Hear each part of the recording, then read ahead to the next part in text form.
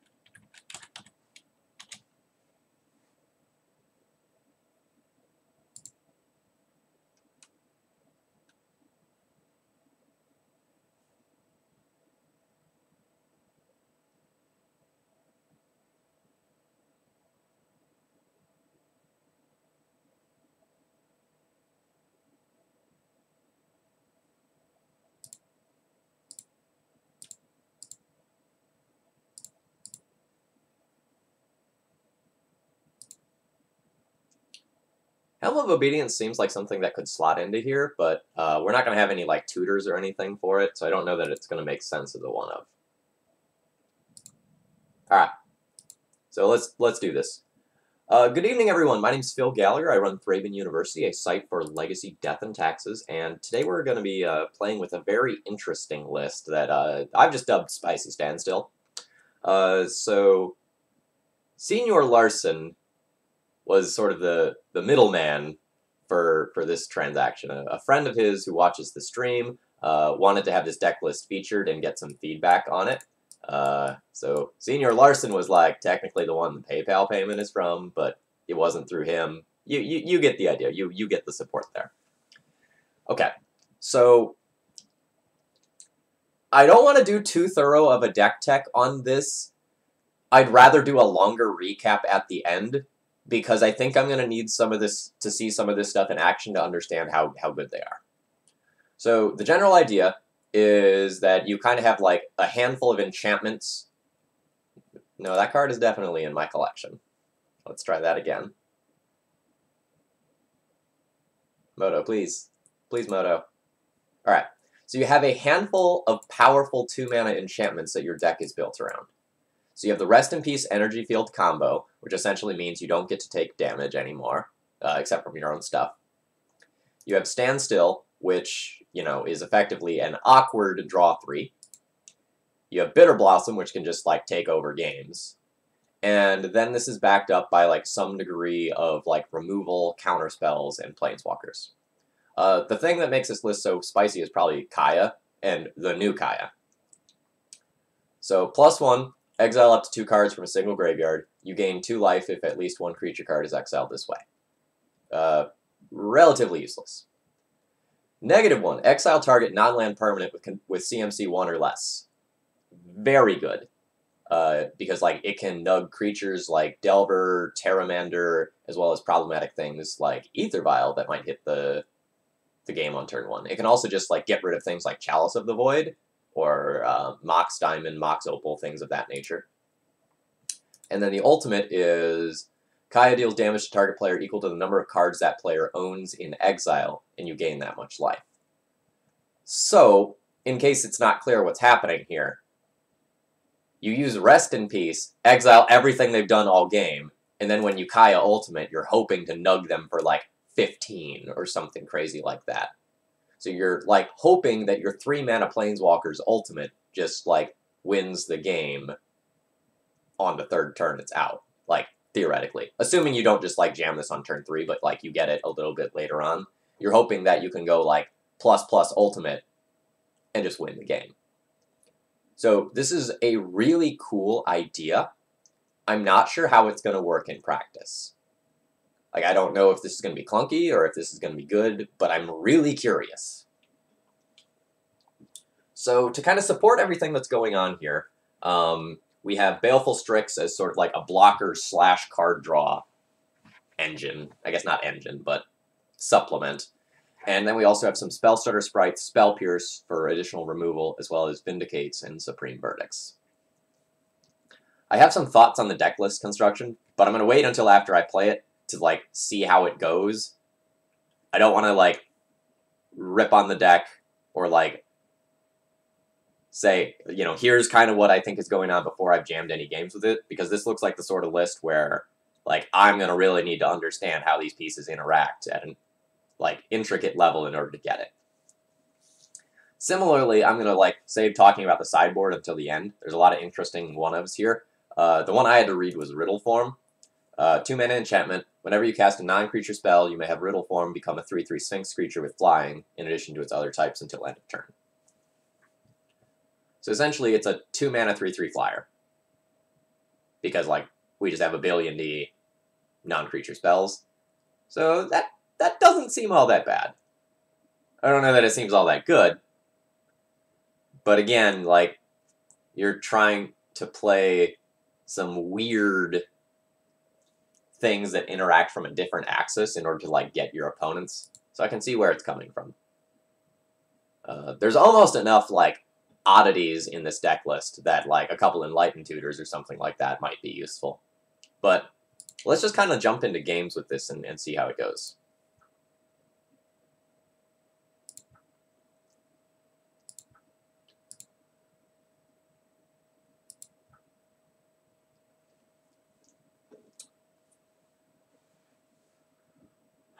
So it's a Saturday morning. Didn't sleep enough. Probably ate too many wings last night. I regret nothing. I got a new game last night, but I'll talk about that a little bit later. Oh, do we know anything about our friend Tico? Maybe Depths, maybe Delver, maybe Loam.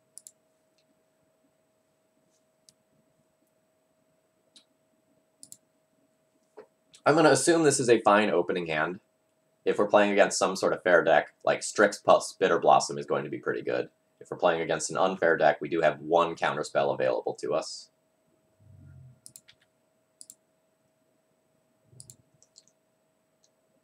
In fact, Delver.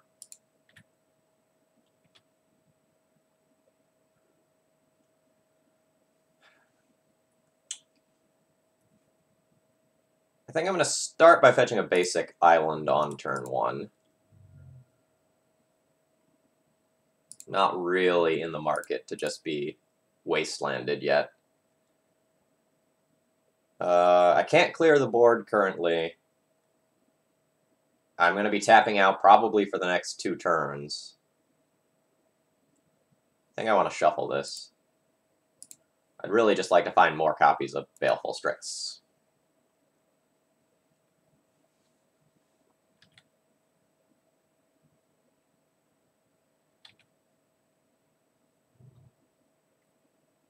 And now I feel smart for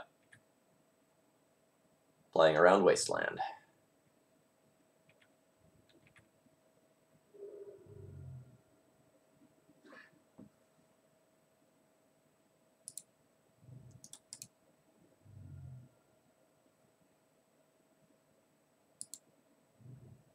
Potentially should have used the Marsh Flats there instead. I didn't really think about it very much. Force pitching True Name. I'll call that one a win, because I don't think we would have a very easy time beating True Name Nemesis, but I really wanted that Strix to hit play. And 3, NNE, thank you very much for following. I hope you're enjoying the content, and hope you're having a great Saturday morning, wherever you are. So I think we're just dead.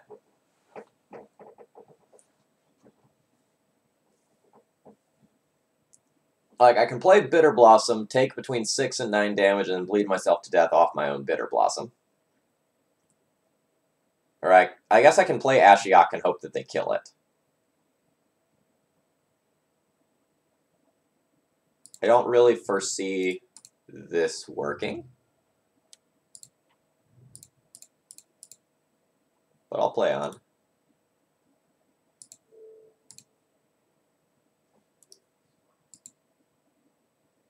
We have not exiled anything of importance.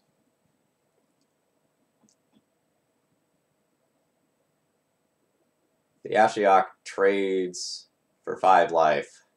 It's maybe okay. We're probably playing towards drawing the one of Supreme Verdict, or getting a Rest in Peace and the Delver not flipping.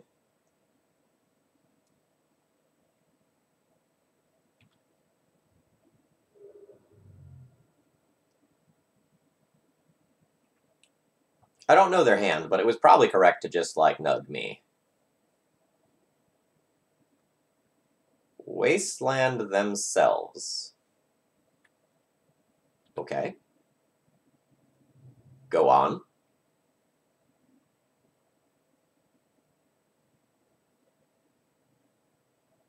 You have a Delve card? Booting Mandrills. Yes, you do. Supreme Verdict! One-time dealer! No. 5, 9, 10. I guess I can Spellstarter Sprite, block the Tarmogoyf, potentially take 7 and live, and have one more draw towards Supreme Verdict. Alright. Supreme Verdict is blue, blue-white, or blue-white-white. Which way does that work? Blue-white-white. So I'll need this plus these. I guess I'll play my planes.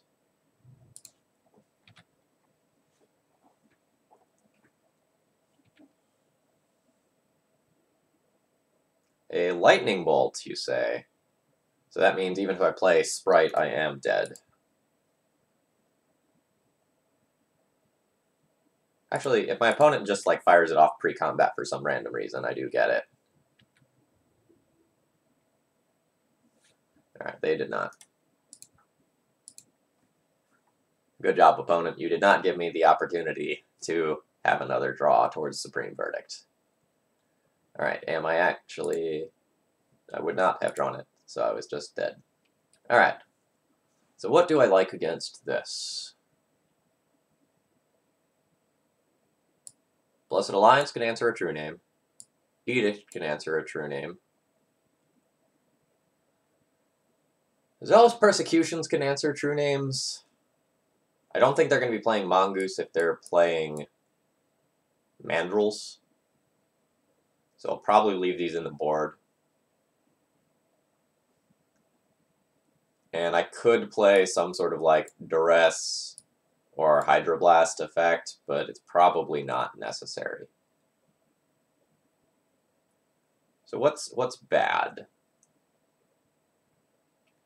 I probably need to trim on some number of standstills, just because it's only good if I have the board clear, and I'm not actually all that good at clearing the board. At the same time, I also kind of want to trim on Bitter Blossom, because I'm going to be worried about stabilizing the board at a high enough life total where Bitter Blossom is going to be good. Maybe when I'm on the play, I can just, like, try to leverage the fact that I'm on the play and just, like, accept that jamming turn 2 Bitter Blossom is an acceptable line. But I don't love it. I don't feel like I have enough sideboard cards for this matchup, which is probably a bad sign. Like, if you don't have enough sideboard cards for Delver, like, yikes. So, I also think Counterspell is very slow. I think Vindicate is very slow as well. I guess I'll play a Duress. And all in all, I'm just feeling short on cards, so I'm going to, like, reluctantly keep the Bitter Blossoms.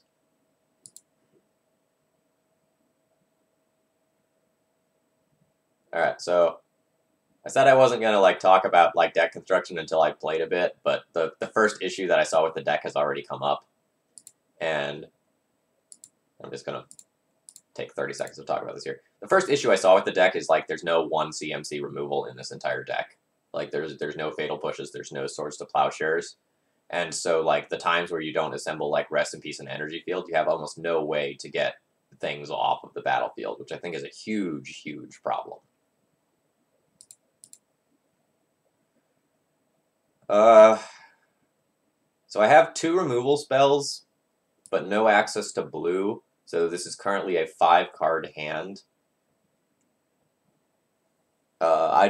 I don't love this. Like, a wasteland on my scrubland would be, like, devastating. It would take me off one more spell, effectively making this a 4-card hand. Let's mull this one. This hand is not great, but I obviously will be keeping it. Will I take a swamp? I don't think so. So I'm going to be very exposed to wasteland this game. So, like, this isn't actually going to be all that good. I think I want to find other colored lands. Like, I still want land, but I'm going to have very mana-intensive things over here.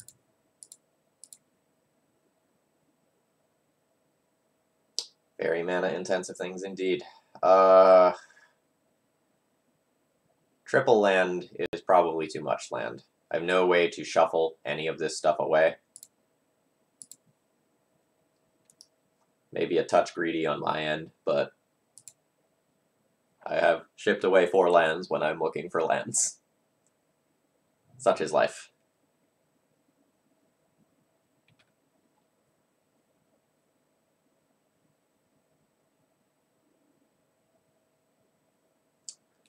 I am just going to jam the Bitter Blossom here. If it doesn't get dazed or force, like, awesome. It can, like, trade with an unflipped Delver, or potentially, like, allow me to race back. I have 2 removal spells for Delver in hand as well.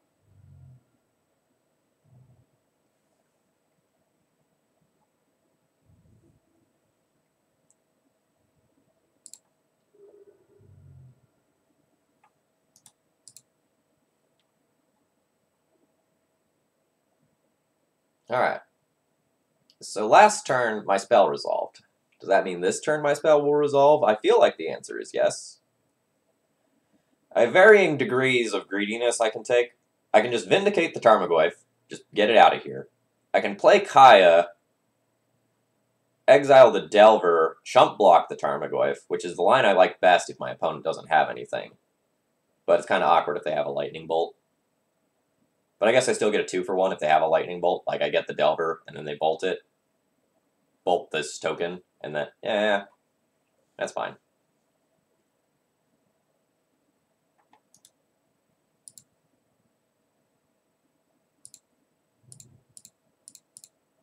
Let's go greedy. I want to see this card in play, and it resolves.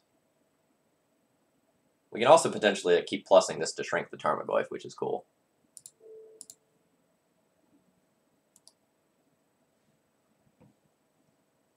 Our opponent's also, like, F6ing through our turn, so we know they don't have anything, like, as far as counter magic goes. That's nice. Okay, so this is exactly the scenario we thought was going to occur. That's fine. So, like, we'll lose the Kaya, but then we can Vindicate this Tarmogoyf. And then hopefully, you know, kind of end up ahead. Another ideal situation would just be drawing Rest in Peace if our opponent plays a second Tarmogoyf. And that is, in fact, so ideal that I think I'm going to like, ponder to try to set that up. I'm going to ponder and specifically look for Rest in Peace. Baleful Strix is an acceptable substitute.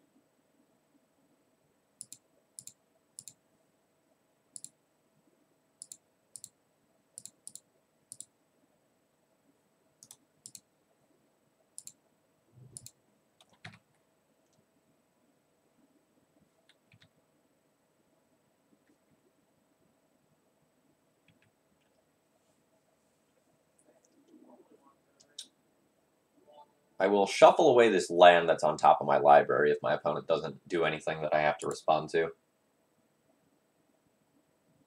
Mia Cyclops, thank you very much for following. I hope you're enjoying this rather ridiculous and interesting deck list.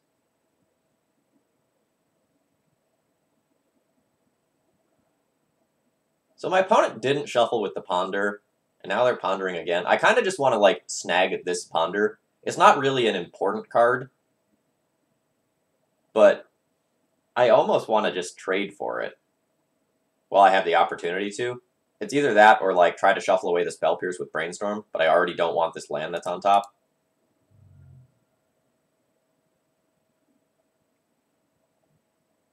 Oh, wow, you do have Stifle. I figured we would have seen that already. But that's fine. It's actually really not that big of a deal because it means the land that's on top of our library that I didn't want is now better.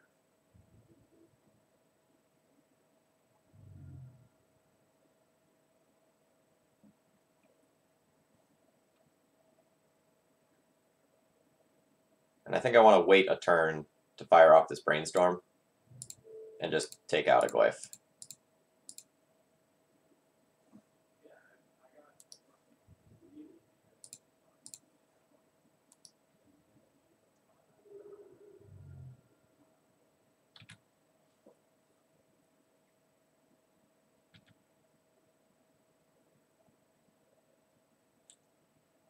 To just filter in a little more about deck construction as we're going on and as we're waiting for our opponent to cantrip, I also want to point out that this deck doesn't have Force of Will. We would like to Pyroblast that. Yeah, I'm fine with throwing one of these under the bus. I love baskets. Thank you very much for following. I hope you're enjoying. All right, now's a great time to fire off this brainstorm. Really do need to find a fetch land and then something else that matters here. Rest in Peace is great. So I can put back land.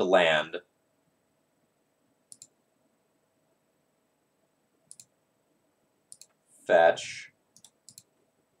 Probably get an Underground Sea. I would need white for Supreme Verdict, but otherwise I don't need it. I guess I could get a scrub land and then have like white and black. Yeah, that's fine. We get a lot of value off of this. So the Tarmogoyf is now a non-card. The question is, do I want to attack with this Fairy Rogue, or do I want to leave it back?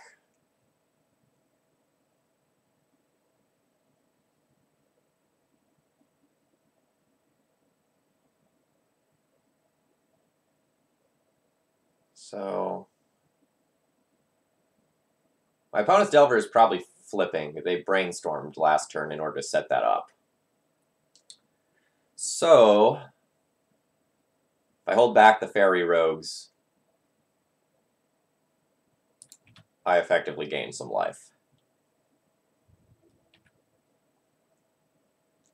I do have my own Bitter Blossom to respect. Alright, there's a brainstorm there. That's fine. So the brainstorm happens, and then we'll hope that they play some expensive non-creature spell afterwards, and I get to snipe it with Spell Pierce.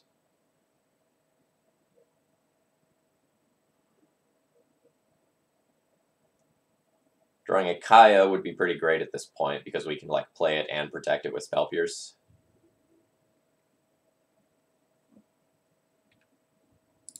I mean, you bet I'm going to take this trade. I have a Spell Pierce for whatever shenanigans you try to pull. So if you like go and try to bolt one, I'll Pierce. And if your remaining card is a counterspell, this is all fine with me.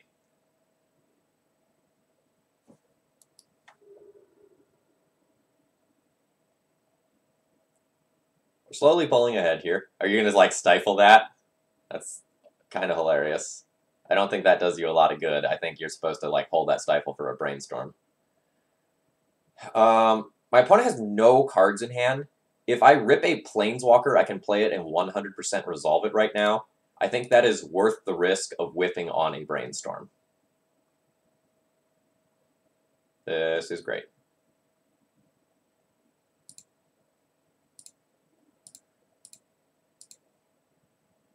So now we have Rest in Peace Energy Field assembled. Unless our opponent has enchantment removal of some nature, they literally cannot win the game. Unless it's off my own Bitter Blossom.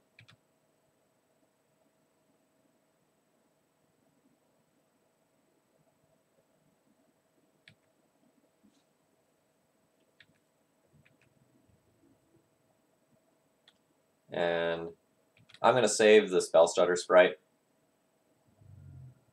I don't think I need to flash that in and start attacking with it yet. I'd rather use it to, like, nug a Lightning Bolt or something. We're going to, like, win the Bitter Blossom race as of right now.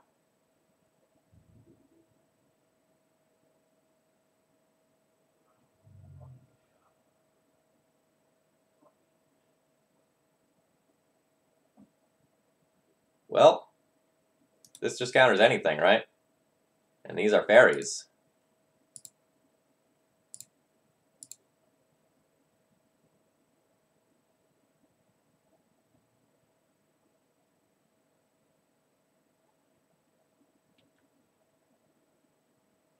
Well, that felt absolutely dirty. And I guess we can play a backup Rest in Peace. That way, even if we lose the energy field, like to... Alright, let me rephrase that. We can play out the second Rest in Peace even though it's not really all that good because like the Supreme Verdict doesn't really matter either. And we can leave ourselves in a situation where even if the energy field somehow leaves the battlefield, like we're still very insulated against this Tarmogoyf.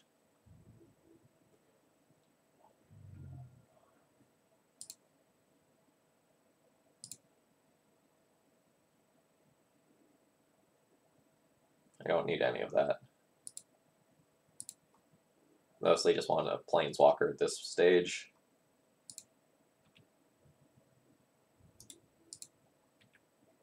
The Manland is an okay draw.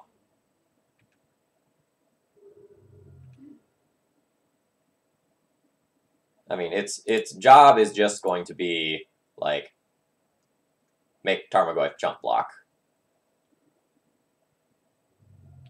Opponent does not take the Flusterstorm.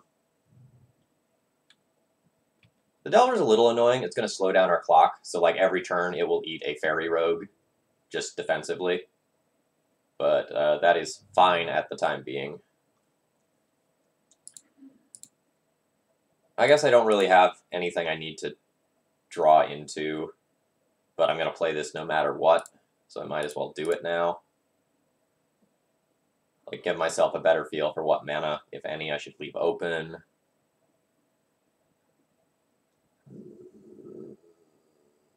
I don't even know what I'm looking for. I don't even know. Actually, I probably don't even want to cast this, because if I cast it, it could get, like, Spell Pierced or something like that, and I could just, like, lose the card.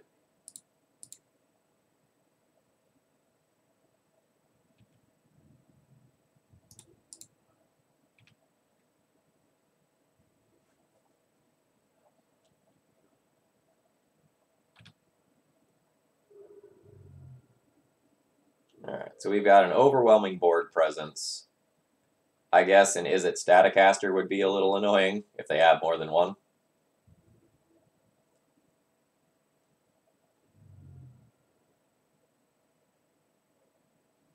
Alright, and we get there.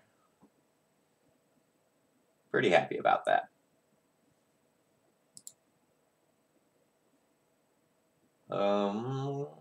We know about an Is It Staticaster now. I could board a Hydroblast to specifically fight that, but I don't actually think that's good. Like, same thing for like a Celestial Purge. I just don't think there are going to be enough cards where I'm going to get significant value out of that.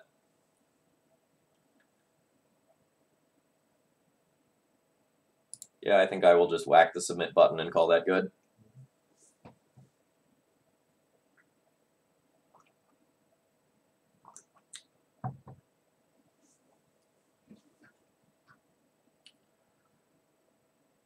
This is a fine hand.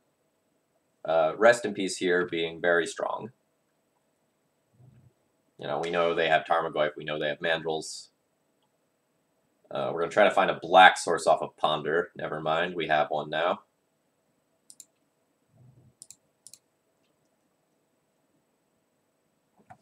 Ooh-wee. So these cards are great. I think I'm fine with taking all of them.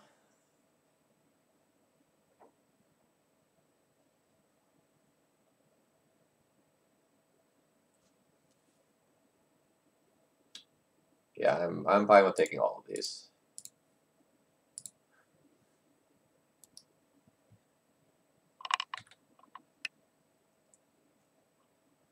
Opponent has a Brainstorm.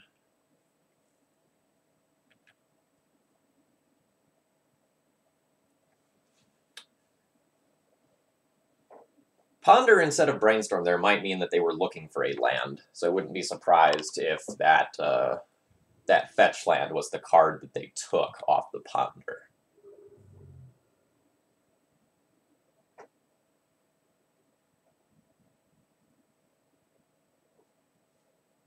So I think I want to use Rest in Peace as my bait spell, because like resolving any of these 3 cards is actually the thing that matters more currently. An opponent has nothing of it.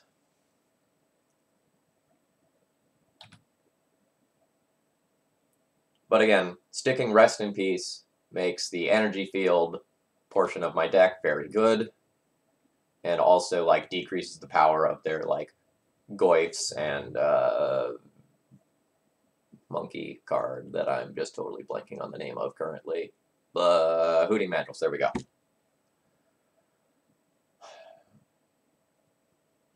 How do I want to do this? I'm going to be exposing this Underground Sea to a removal spell this turn. I think I want to play Strix, as it cannot be pierced. And it may end up getting a card like a Lightning Bolt out of their hand. It gets a Force of Will, pitching a Spell Pierce. Hey, I like that. I played around things and it mattered.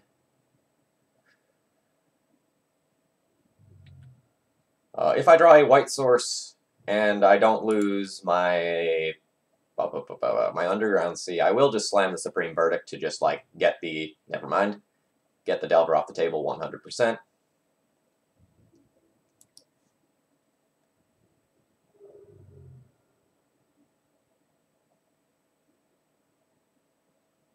So now I'm kind of priced into playing Blessed Alliance and hoping they don't have another counterspell to protect this Delver again.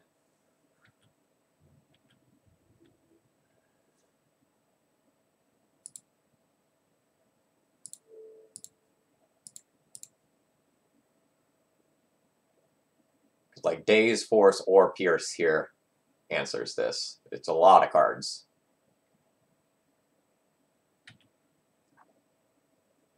Don't like the odds that this is actually going to resolve.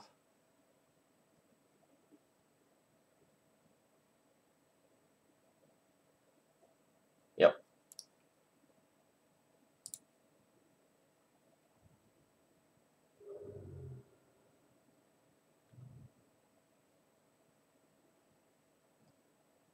All right. This probably means my death.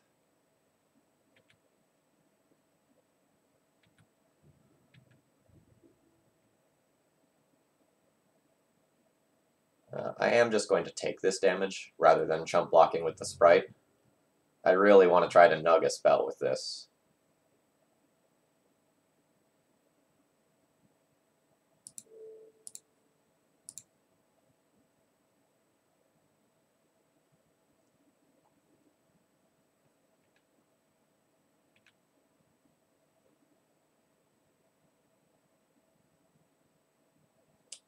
Alright, well, I need to try to keep making land drops.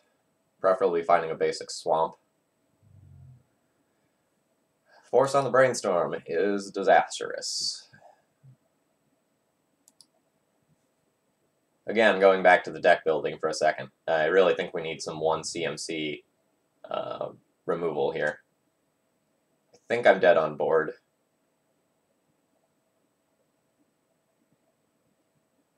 Like, I guess technically I can Spell Stutter Sprite and, like, flash it in. But I think I need to go Ponder, try to find a black source, so that I can then flash in the Spell Stutter Sprite and Kaya next turn. I'm dead to so many things. Alright, none of this is acceptable. And I'm dead. Again, not that big of a deal that I am dead there. But I think one of the weaknesses of this list is very apparent now, right? So, like, we don't have enough cards versus Delver in the sideboard, and we also don't have enough main deck removal to really fight them. Like, if we look at our removal cards, and you look at like the average CMC of our removal, our average CMC for removal is above 2. And even if you count energy field as pseudo removal, it's still above 2. I think that's a rough place to be. Somewhere in the 75, there needs to be more removal, and I don't think you have room to get cute with some of these singletons necessarily. Like, I don't think you have room for something like a Dread of Night if you don't have enough generic cards versus Delver. And similarly, I don't know that you have room for more narrow cards like these if you haven't already, or like this, or this. Like, until you've solidified some of like your core deck list, I don't know that you can start going for singletons like these, and especially like, what is the Venser even doing? You know, is that your show and tell hedge? I don't know about that. So like, I don't think there's enough good generic cards in the deck list to start things off to start playing some of those singletons. You know, repeating myself a bit, but that's kind of the core issue I'm seeing after our first round.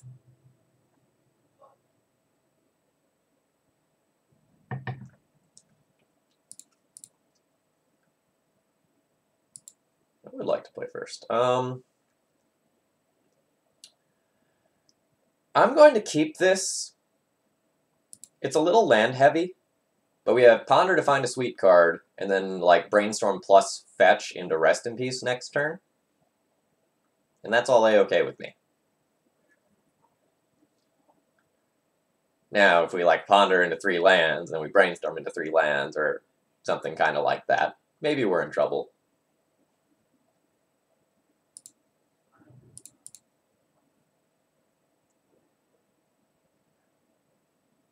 I am fine with this. I'm not going to want the second Rest in Peace, but I'll gladly take the Brainstorm and the Bitter Blossom.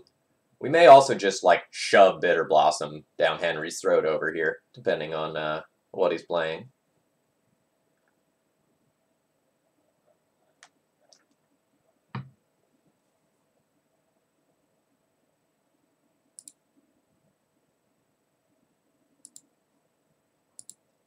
Oh man, chat, I have to apologize for something. My chat had not refreshed at all, so now I see that there's a billion comments on Streamlabs that I did not see at all. So, like, apologies there. So, Oscar Pod, where do you go to find a standard D&T list to take to a hypothetical Legacy event next week? A lot of the stuff that I have on Thraben University is a little older at this point. So a lot of times what I'll do is I'll go to MTG Top 8 and I'll kind of like take a look at the last couple of 5.0 deck lists and use those as a potential baseline.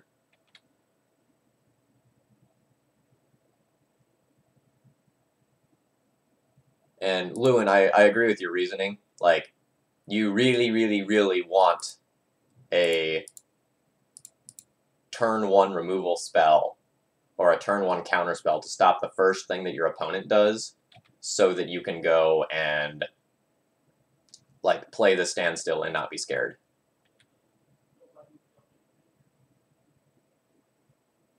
Oh no, I haven't given up on D&T. I don't think it's like the best positioned deck or anything. So we are probably going to be playing against Ant, and if that is the case, then we probably wanted to resolve this Rest in Peace last turn. But that's okay. We have Brainstorm to get us into some gas. So I think like the positioning of D&T right now is completely average. Not bad. Just, alright, that's a great draw. Do I want to Brainstorm first? I probably want to Brainstorm first, anyway.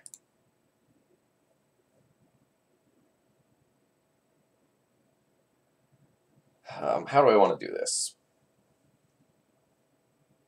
I probably don't want to play the second Bitter Blossom. Doing so might just make it so a second Tendrils is going to leave me in very bad shape. So I'm going to put back Bitter Blossom and 1 land. I'll fetch. I'm going to have to get a white source. Guess I'll take a Tundra here.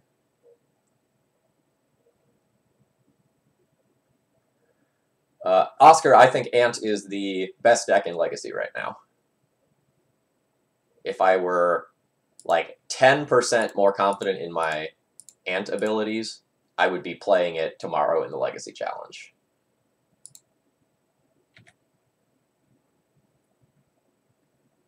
I had time to play only a few more like Ant leagues this week. It's been kind of a rough week, so I'm not quite confident enough in myself to like throw down on the deck.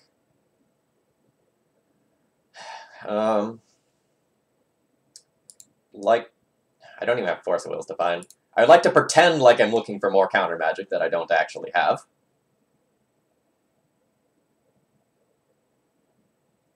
So Tendrils is loss of life. So Energy Field is not actually helping there.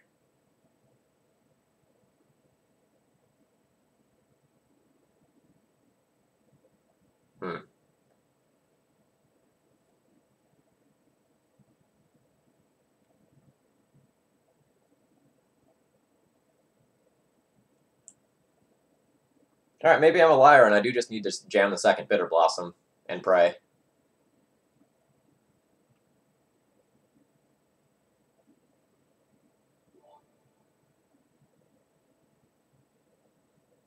Belchmaster, thank you very much for your continued support. I'm not sure whether or not I'm going to be going Trico hunting today.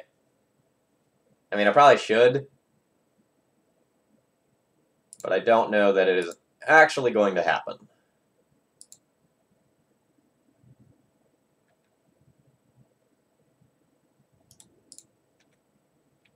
Had kind of a rough week. I learned that my job is being cut for next year.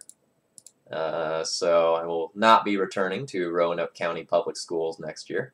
Their program is downsizing a bit, which is unfortunate. So I'm kind of in the situation now where I'm trying to figure out what I want to do. Because if I want to continue teaching, I probably need to move. But I don't necessarily just want to, like, throw away everything I have in Roanoke currently. So it's kind of where I'm at. It's a weird spot.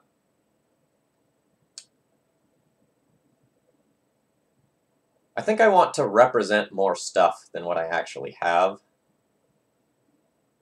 So I don't want to, like, tap out this turn. Like, I could theoretically, like, Baleful Strix plus Mutavault. But I don't want to, like, leave myself totally unopen. So let's start by brainstorming. Kind of hope to find a fetch land.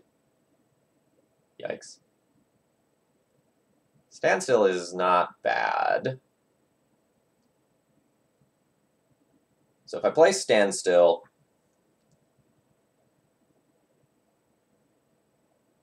I can ponder first. Alright, so I'm going to attack for 2 this turn. That puts my opponent to 13. Then I'll attack for 6. Then I'll attack for 8. So my opponent is on a 3-turn clock. Does that change if I Mutavault? I attack for 4 this turn, puts them to 11. Then I attack for 4, 5, 6. Nope, still 3-turn clock.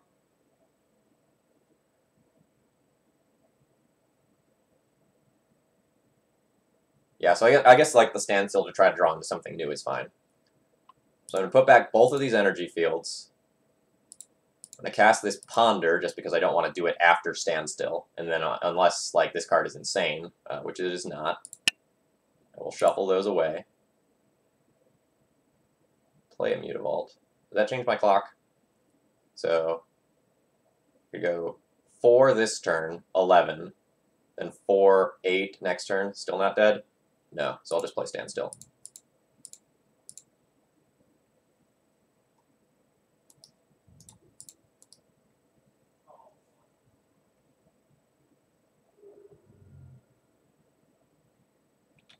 Yeah, hates control. This list is very interesting. Now, interesting doesn't necessarily mean good, but it's neat.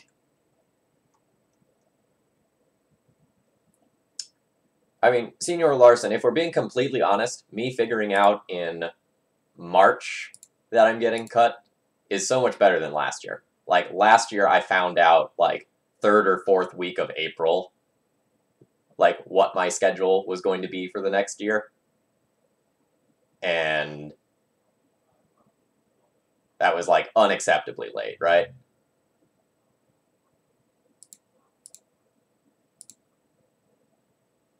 Fire up a Mutavault. Fire up a Mutavault.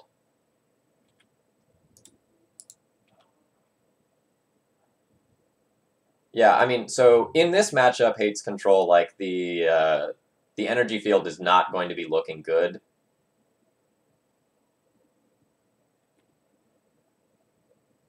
Alright, so we don't have the mana required to actually cast that.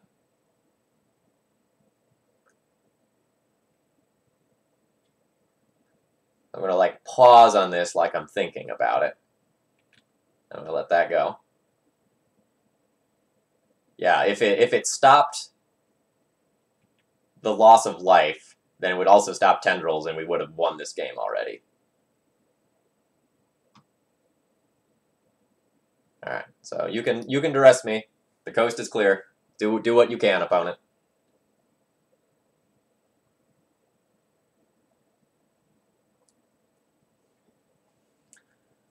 Yeah. So, like, I'm currently in the phase where, like, I have to make a decision about whether or not I want to continue teaching, because I, like, probably just can't find another teaching job without moving.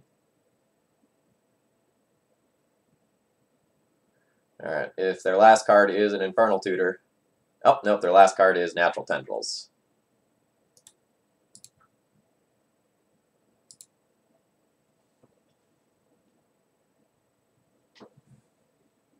Yeah, Hates Control. I am a middle school and high school Latin teacher at the moment. Alright, Duress is in. Thoughtseize in.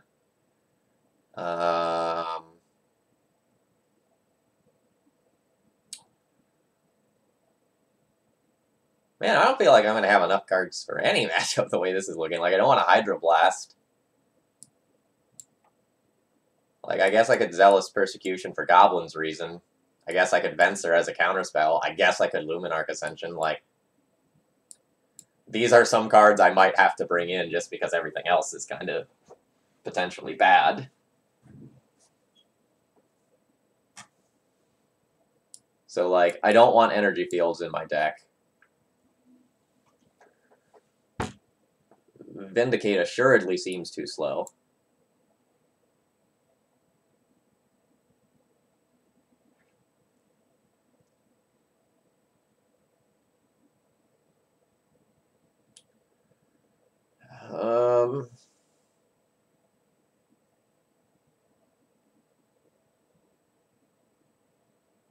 I honestly don't even think my standstills are that good. Like, if we just look at this list, I don't actually have all that many counterspells that I can draw into. Like, I have 3 counterspells. I think this list has too much fat in it. So, like, in the last matchup, we were lacking in 1 mana removal. In this mana, we're lacking in counterspells. This is not a good sign overall. Now, taking... Like, with how slow my clock is, taking them off a land is not going to matter. I can pretty much guarantee that. So is this 4 turns until I can produce angels? Ugh. Ugh. Alright, I'm going to play this as a 2-2. I'm going to play this as a counterspell. Yeah, I have undergrad degrees in Latin, or sorry, in classics and biology, and then a grad degree in Greek and Latin. So, like, I'm not actually worried about finding a job. Like, I don't mean to, like, toot my own horn here, but, like, I am a talented person with a wide skill set, and I'm very good at learning. So, like, I have every belief that I can just slot myself into a job easily. You know, I have the sort of skill sets that employers are going to be looking for. You know, I can think critically. I'm good at content production, reading, writing, editing, whatever. I can do stuff. All right, but moving back to this hand, This one's kind of tricky because we have 4 lands. Like, the Thoughtseize as a start is nice, but I don't think it's going to be enough to win. So let's just ship that one back. Well. Fuck. Why? Why? I mean, I basically have to keep this land. Like, I'm lacking in my other 2 colors, and this finds it.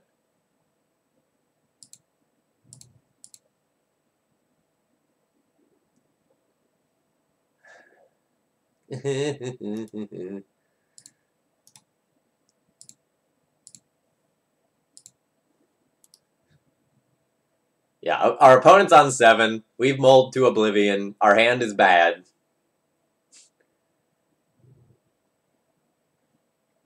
The current game plan is resolve Ashiok plus take out their tendrils and their Empty the Warrens in one go if they happen to board it in. I think that's the way we win.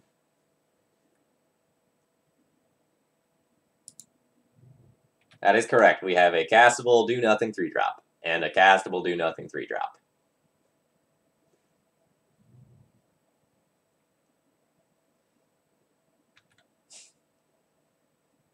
Alright, opponent. You get to take my Ashiok and my joy.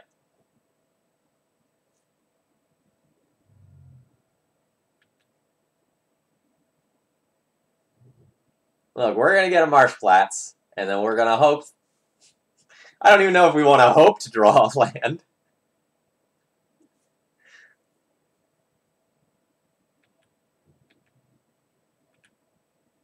So what was the 3rd card down? Was it a land? I know it was something that I didn't want.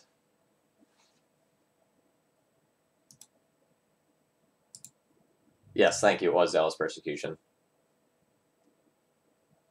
So I'm going to get a scrub here.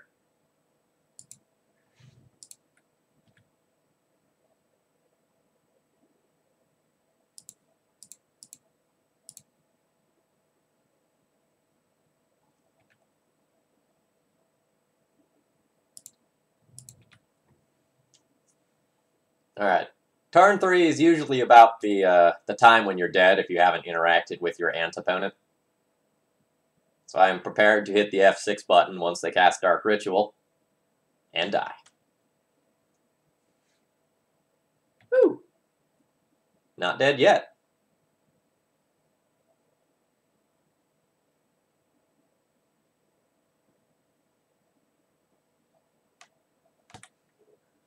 Well, to be fair, I think we have some deck building issues that are making us worse against this opponent than we should be. Right?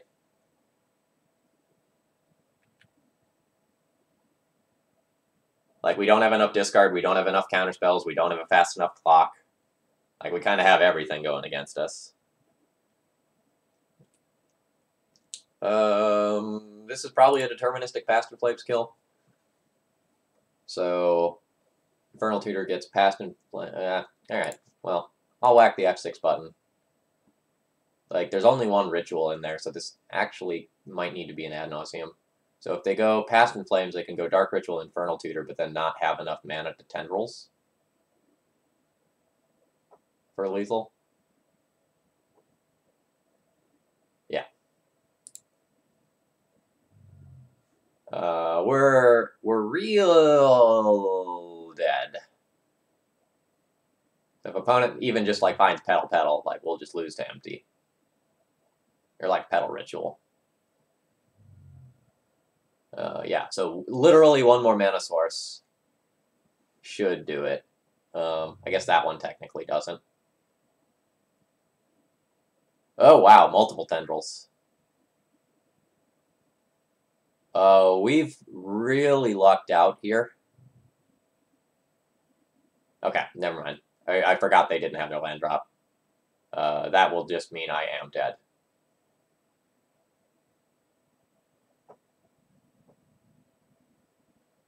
Or I guess technically not, right? I think it can deal 18 and leave me at 1. And then I'll be dead to the tendrils the following turn. It's kind of funny. So I guess they should just, like, empty for a billion D and then keep double tendrils as backup.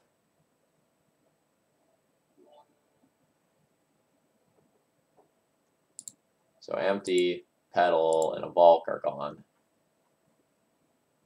Yikes, yikes, yikes. Javelin SC, thank you very much for following. I hope you're enjoying the content. I am getting bullied here, and it's bad. Hey, if I draw Zealous Persecution, you know what I can't cast with the mana I have? Zealous Persecution.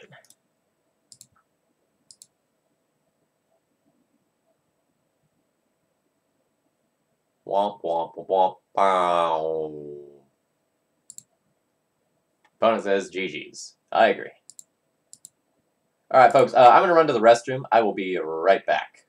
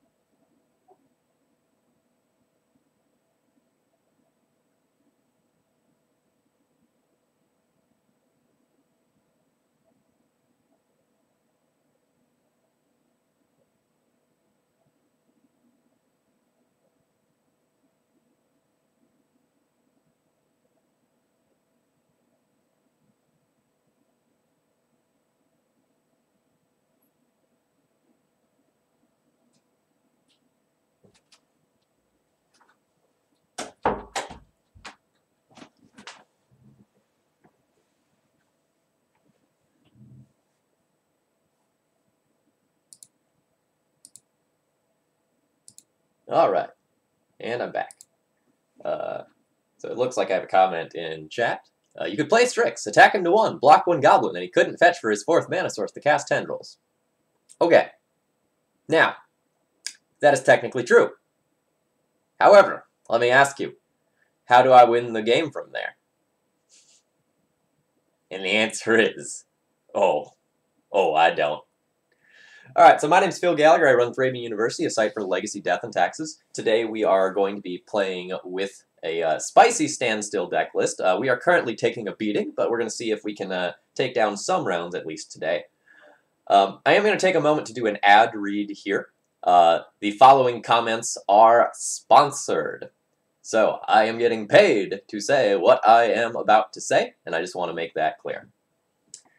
Alright. So today's stream is sponsored in part by a relatively new website, Underdoge.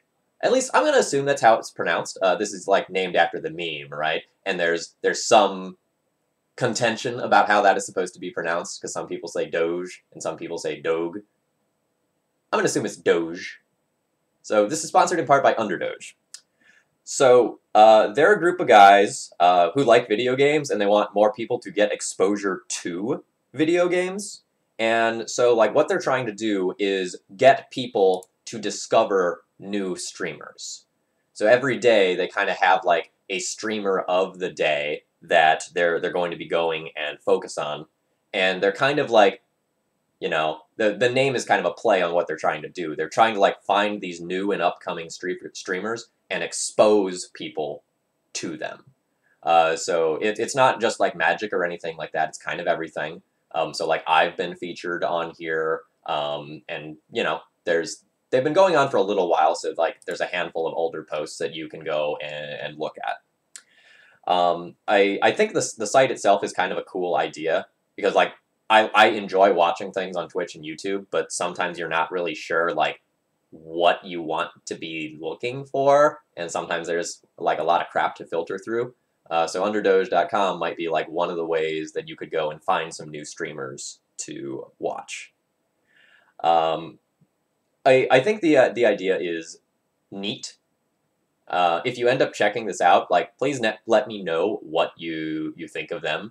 Like the idea is cool, and like you potentially can like nominate a streamer who says like, hey, I like this streamer, would you be interested in featuring them? And you know, you can send your comments over to underdoge.com and maybe they'll end up getting featured. Kind of long term, what they're gonna try to do is like give streamers a place where they can try to grow their audience. So if you are a streamer, maybe you can get in touch with them and use them to grow your stream. So again, this is underdoge.com, underdoge.com. And if you are interested in this, let me know. And if you end up like finding a cool streamer from it, you know, tag me on Twitter or something, or tag them and let them know. And sponsored content. Here we go. Back into it.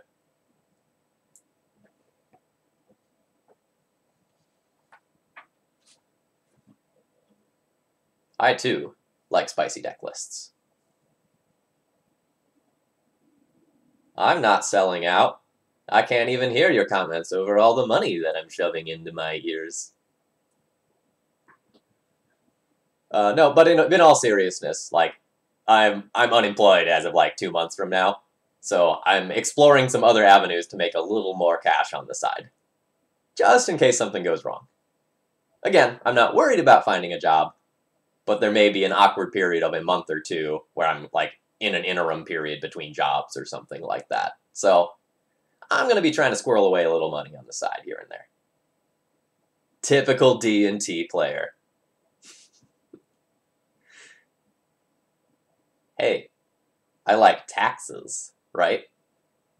If I can collect money, it's even better than collecting mana. Are you a NEET? Nah, I leave the house too much.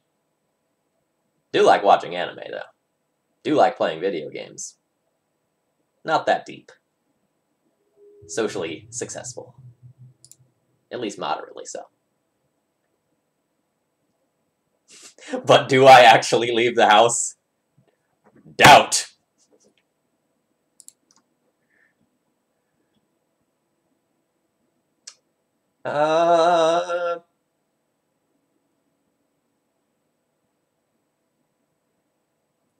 I'm not gonna mulligan this hand, but it doesn't really do anything. It's probably fine. Like we have Ponder, which can go a long way. Since we're so land heavy, I think I'm actually gonna lead on Tundra Ponder and incentivize our opponent to wasteland us. This is about the best sequence of things that we could have hoped for off the top. So, like, we have set ourselves up to play a 2-drop into a 3-drop and shuffle away the land that's there. Are we just gonna, like, queue into Ant again? Has everyone, like, finally listened to, like, me and Bob and Cyrus, who are all saying Ant is the best deck in the format? Because we might have finally gotten to that point. I watch you a lot, and every time I watch you, you're inside. Can't actually confirm that you've ever left the house, Phil. You got me. Let's see. Did leave the house last night. So last night I went to Buffalo Wild Wings. Not sponsored content, but they're delicious. So I have a gripe about Buffalo Wild Wings, though. So I think Buffalo Wild Wings is solid food, but I think they're inconsistent. So, like, there's been some times where I've had Buffalo Wild Wings and the food is great, and there's other times where they go just, like, too light on the sauce, and I don't hate myself after eating a meal there. Like, I want to go to Buffalo Wild Wings and suffer when I eat their mango habanero wings.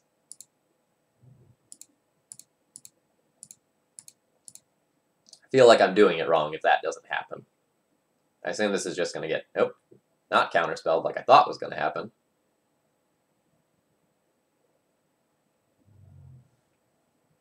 Alright.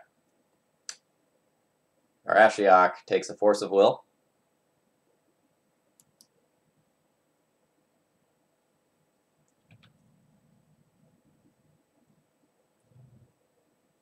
So, like, for a chain restaurant that serves wings, God. For a chain restaurant that serves wings, like, they're probably about as good as you're getting, right? I don't want to throw away a land to rest in peace. I'm going to try to, like, ponder and find a white fetch land. That would be the best. Or I can just shove Bitter Blossom down their throat.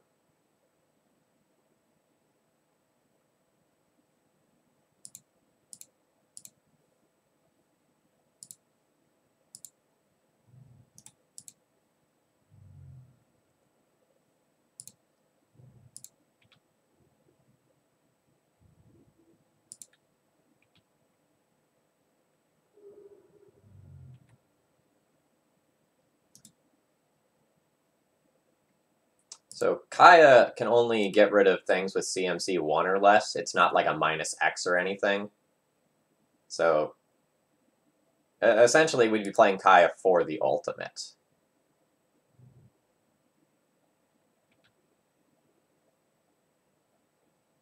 So I can play Bitter Blossom with Pierce backup. It's fine. How many white fetch lands am I playing? 1, 2, 3? I'm probably not getting this basic planes.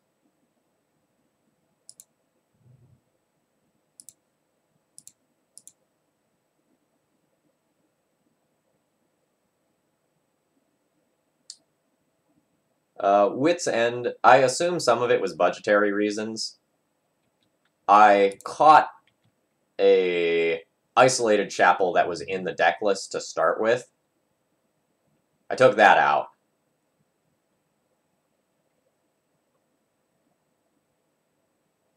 But I didn't think to change other fetch land things. It's a shame that this is sticking before I do this rest in peace.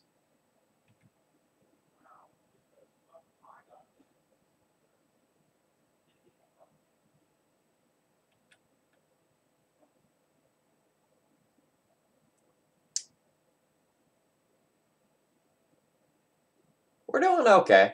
We're getting kind of bullied this league, and I don't necessarily like our conceptual matchup versus Miracles, since some of our Planeswalkers aren't really generating value while plussing. But we'll see how it goes. Bitter Blossom seems very good against them, though.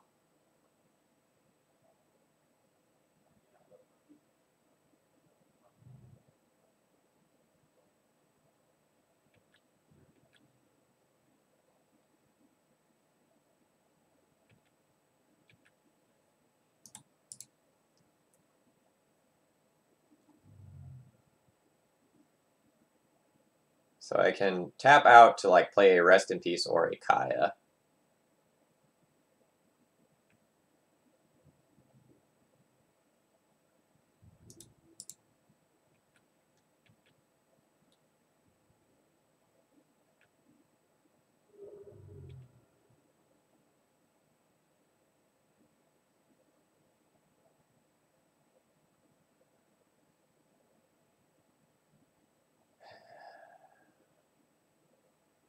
So like Kaya's not really that good.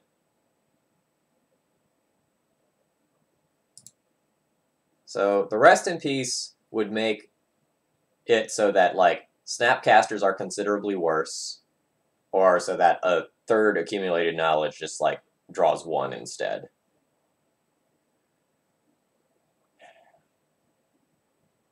I do think I need to keep playing cards.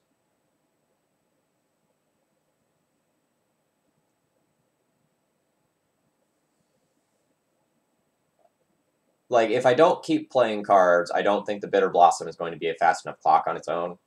So I kind of think I need to do something to disrupt my opponent. I'm going to play the Rest in Peace, and I'm going to explain my reasoning for doing so. God, do we have one Tundra? Do we really have one Tundra?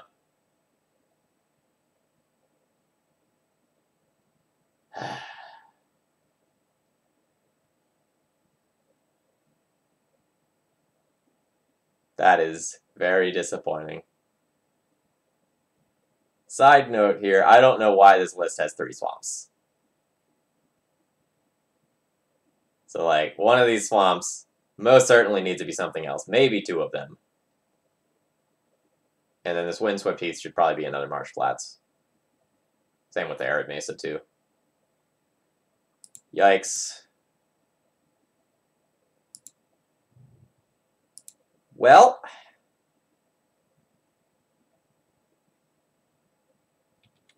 I'm not just going to, like, play out an energy field without a Rest in Peace.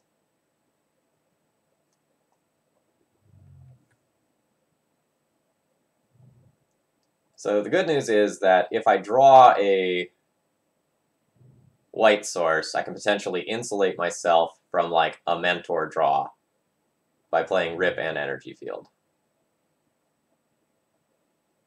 Alright, I'm going to Brainstorm. If this Brainstorm whiffs and I don't get a fetch land, I am in very bad shape.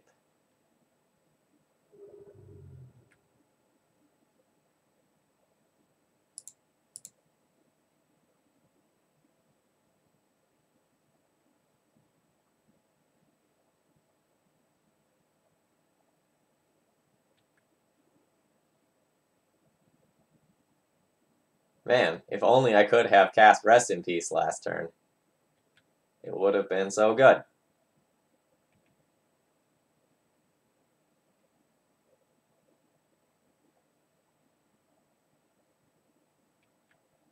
I also don't know that my Brainstorm is good enough that my opponent is supposed to respond to it and try to, like, force or counterspell it.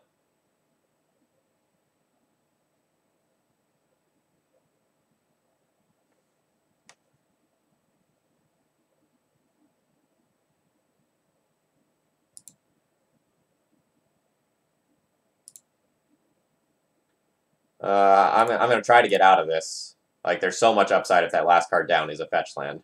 Nope! Bad News Bear is confirmed. At least I can cast Ashiok next turn.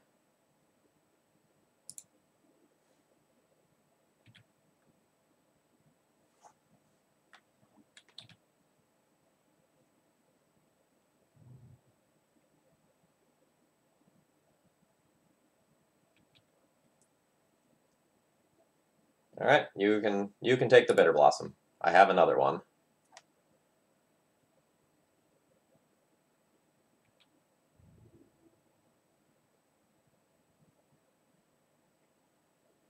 %, will take this trade.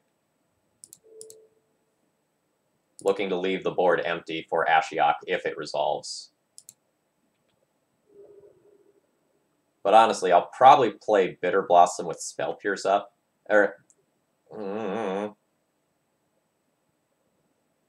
Yeah.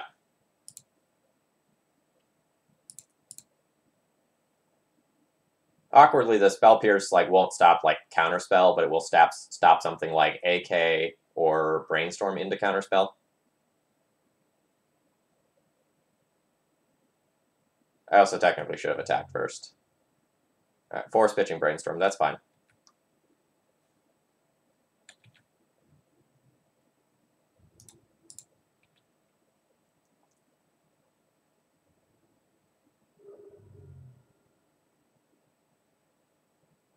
So, like, we have our opponent on a 4-turn clock.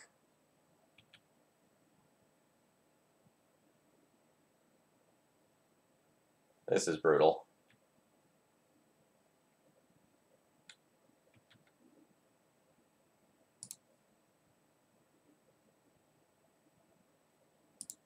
Alright. You got counterspells over there, friend? I feel like you have to.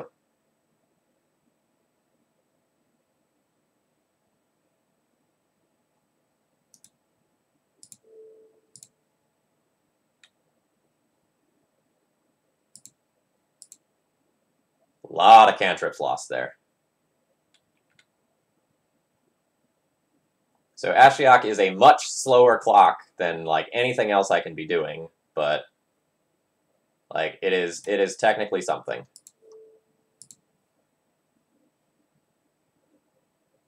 Oh, Mentor. Oh, baby. That's fine. That's fine. Okay. I don't think I need to play anything else. I don't think I need to, like, play out a preemptive energy field or anything. It doesn't stop damage to Ashiok, and our opponent will probably have to, like, try to deal with this.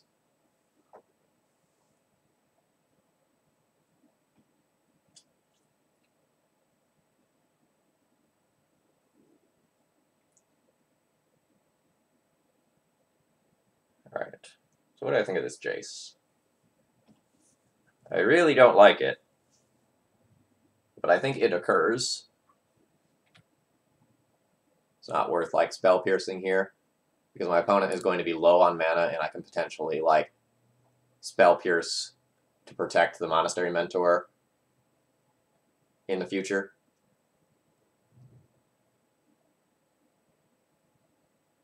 Or I guess even, like, playing the Mentor is awkward because my opponent can just Jason summon it. Counterbalance is not acceptable.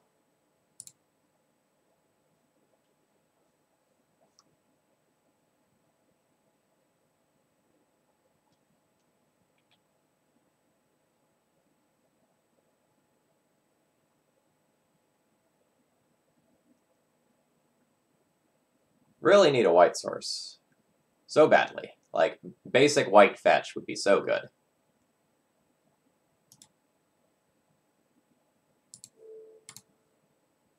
Realistically, I might be trying to deck my opponent.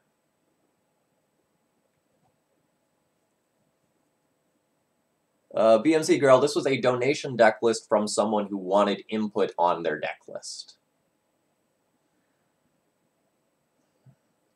I still don't think I just, like, ram out Energy Field.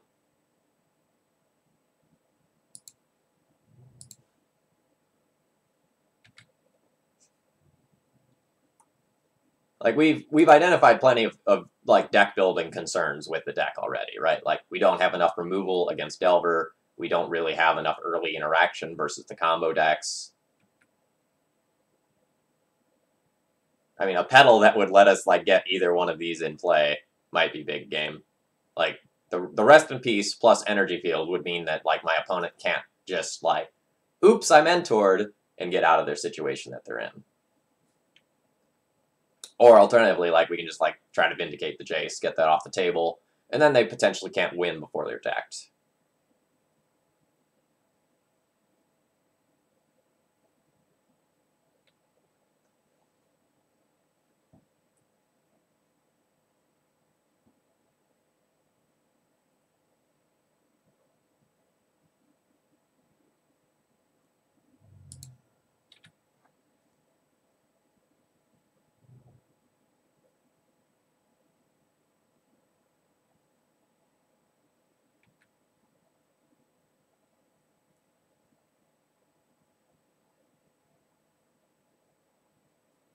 Yeah, Van Wedge. If my hand size was smaller, I wouldn't even have played the Mutavault.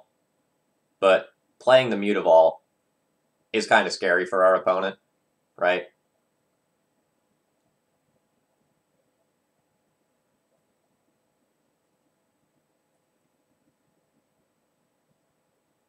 Well, that sucks.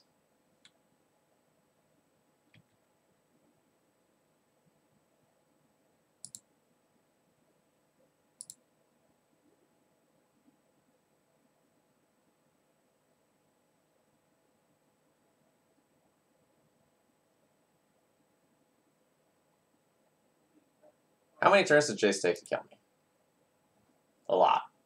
So, like, if I have 7-ish cards in hand, we might be able to deck our opponent just naturally. But I'm going to assume they have more than one mentor.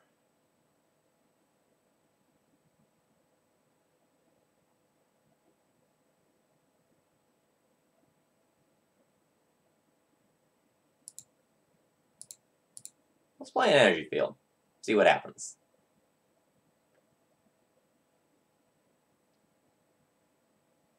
I assume this just resolves, but like if it takes a spell from their hand or causes them to brainstorm at a poor time, it's very ideal for me.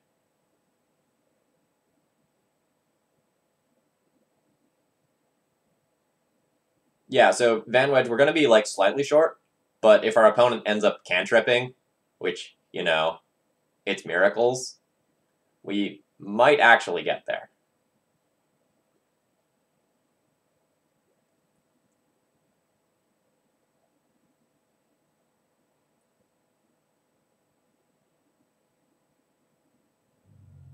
Oh, holy shit, we got a Force of Will out of that, as intended. Great. Yeah, I mean, Vindicate the Jace is pretty good.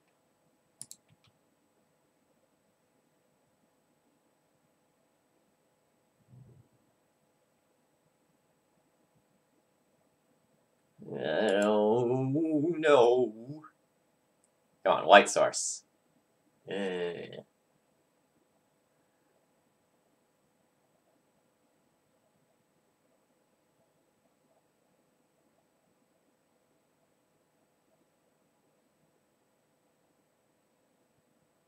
I think I will start on the Strix.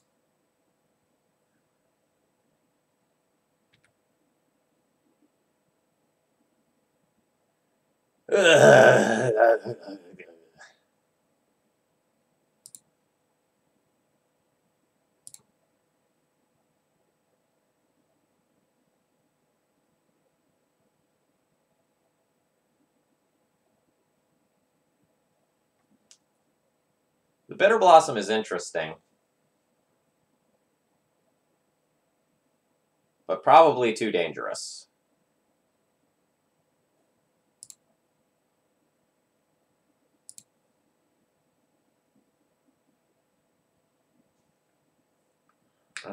Do I want to take a Mutavault attack now?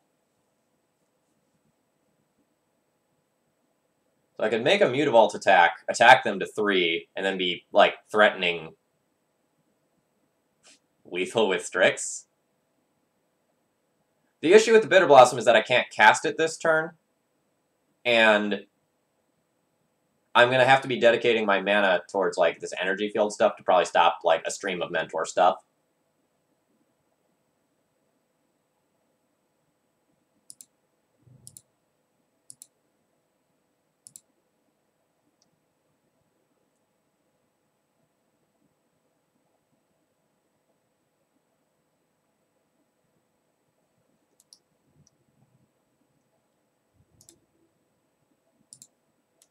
Now, if my opponent has, like, Brainstorm or AK or something here, like, I will just accept losing the Mutavault for free.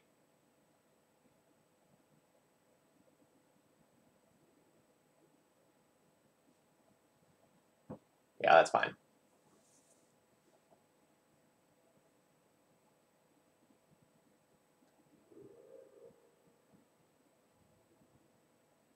So the hope now is that our opponent uses the Jace extremely aggressively and just, like, tries to produce a token army, and then like, not having counter magic up.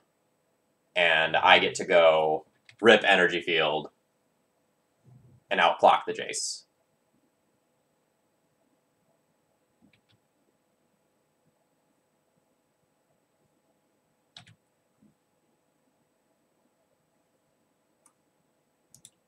Yeah, energy field says a card. So a token dying isn't going to do that. But, like, say my Mutavault dying would. Counterbalance is probably rough.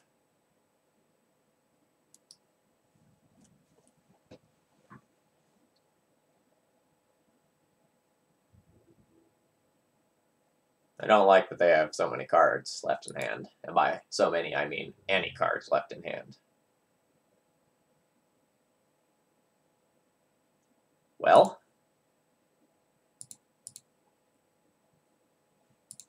please try to brainstorm and let me snipe it with Spellshark's Bite. Snapcaster Mage on top.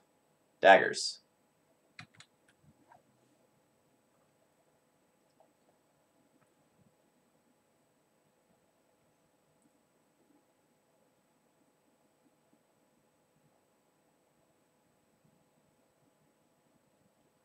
And Snapcaster's on top, so I can't even, like, safely counter that.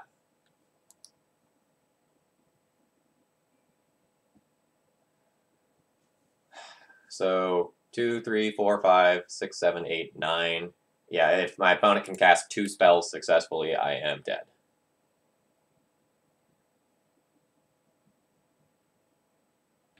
This was a deck list that was submitted by a viewer for the purposes of feedback.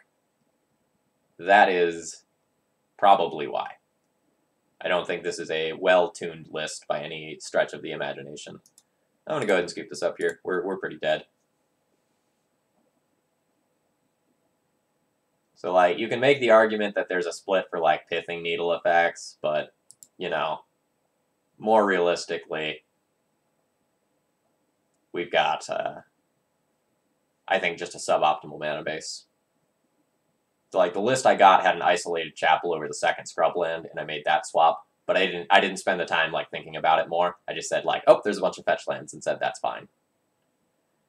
Yeah, like, I agree. Like, if we had better access to our white source, I think we either could have won this game, or we would have been in a much better shape to win this game.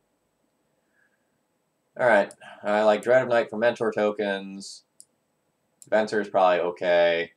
I guess Riddle Farm is playable. I don't know. Maybe. Maybe that's for combo.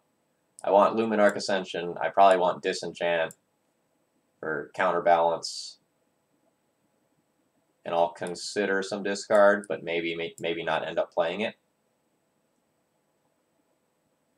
Yeah, Lewin, we probably also lost to the, like, not having a second Tundra, like, just as well. So, like, there's mana-based problems on multiple levels, right? Like, so the fetch land split is suboptimal, and there's, like, too many swamps in here. Alright, so what don't I want?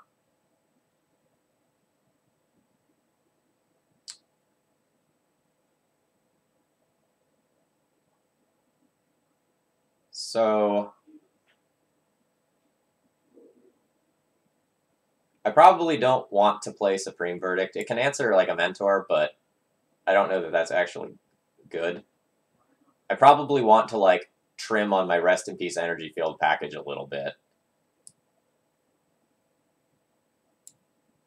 Like, this isn't really the sort of deck where I need that.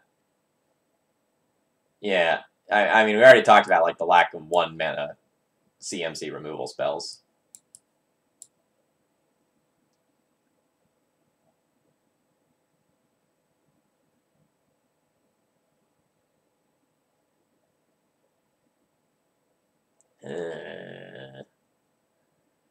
Alright, maybe Verdict is better than Dread of Night because it entirely answers a Mentor and can clean up Snapcasters and stuff. Yeah, the rips are fine.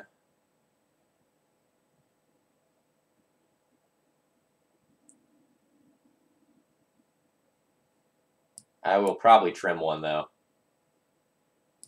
Again, I don't feel confident about my in-out numbers in this matchup either. Ah, yes, the lack of Source of Plowshares plays around Sanctum Prelate. That's a great point. That's exactly what's going on here. Alright, would you like to play first? Yes. Again, not a fetch land that we want. This doesn't get us any of our basics, and that's super relevant here.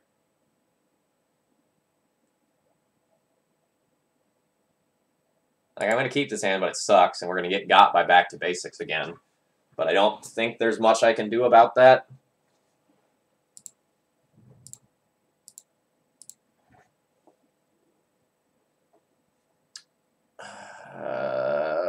So this finds a basic island, but do I actually want to draw more lands? No, I probably want more gas.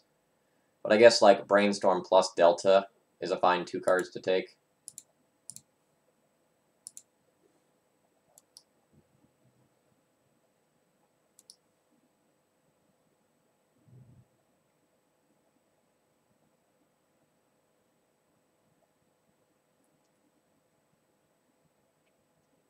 I'm not sure if I'm supposed to just jam my Standstill or not. Definitely not. So, with my opponent missing land drops, like, they have entirely spells in hand, and if I play the Standstill, they will just wait it out, and I only have 2 Mutavaults to draw towards. And I'm probably going to have to, like, crack the Standstill myself. So I'm just going to, like, try to brainstorm here. Alright. These cards below it were not great. So this can... I'll put back 2 lands. I will fetch an island with this. And then pass. The mana base bluffs a green splash. Sure. I mean, we've got to try to look for some positives in the mana base, right? Alright, so there's their land.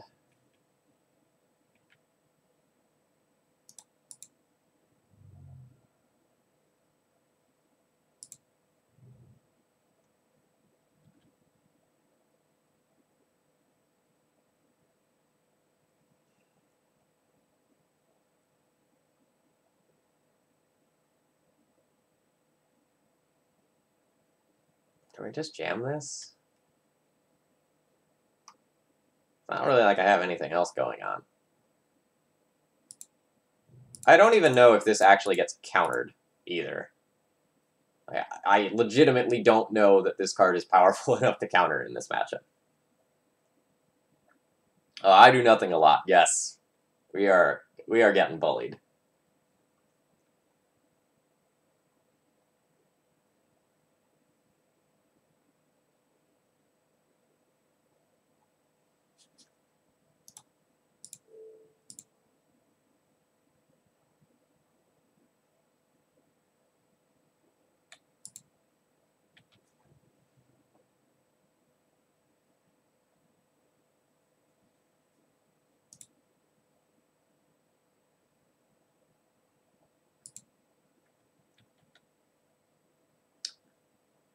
So it is $12. So you get $12 and you get to submit a deck list for me to go and play. Mentor's fine. We have Supreme Verdict in hand to answer that. Kai has been okay. I wouldn't go so far as to say good, but Kai has been okay. So the link for my PayPal information is below the stream, and it's on Thraben University as well. Note that I do have the right to refuse deck lists, so if you submit something that is, like, very clearly not, like, legacy competitive, I will potentially refund you and throw it back. But I have only thrown back 1 deck list so far, so it's pretty rare that that actually happens.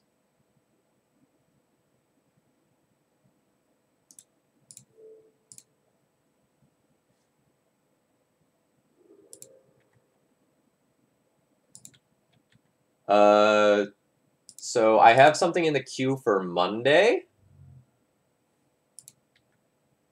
but I have nothing in the queue after that. So it could be the Wednesday night stream, or it could be the next Saturday morning stream.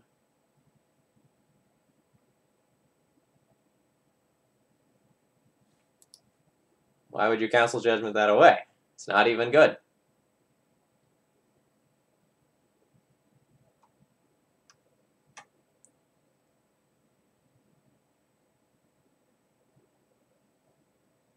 So Monday night's stream is going to be some matches versus Calum. Excellent, I'm happy to hear that.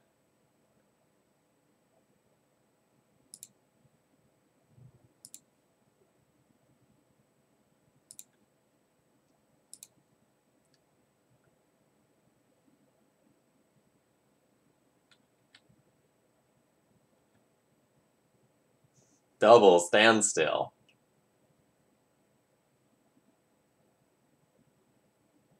Alright. So, we get to draw 3 cards. Kind of hoping our opponent doesn't have a counter spell.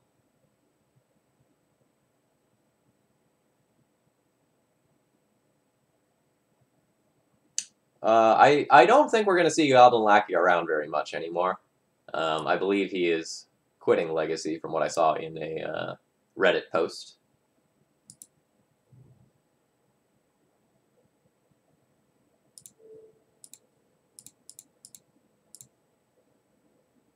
Greater bribes are always considered. If you have anything of that nature where it's like, this deck is clearly bad, but I want to be entertained, you know, we can talk about those. That's the sort of thing where, like, if you have anything like that, shoot me an email or send me a message on Twitter, and we'll chat about those. So I kind of want to put a clock in play and then play a Standstill. A 1 damage a turn clock technically counts as a clock. So I'll start with playing a Baleful Strix.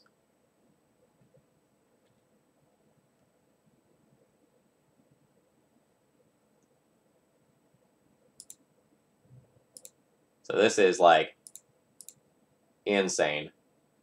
We have protection from a Spell Pierce via Spell Stutter Sprite.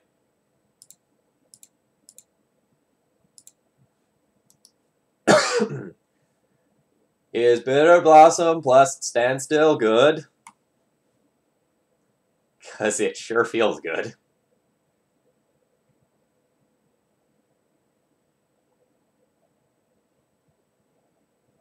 Alright, so you're going to disenchant my Bitter Blossom, but I get to draw 3 cards out of that? That's okay.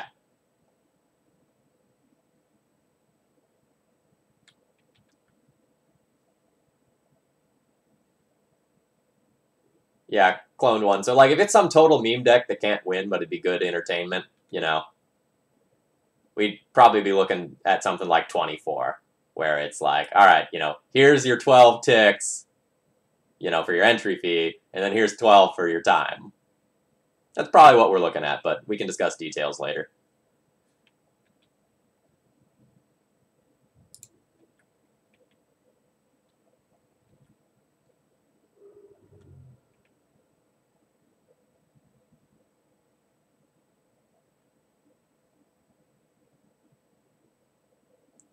This Kaya is okay. So how much mana do I have? So I have 2, 4, 5, 6. I have potentially 7 mana. So I can go Kaya with Venser up, as long as I play a land out first.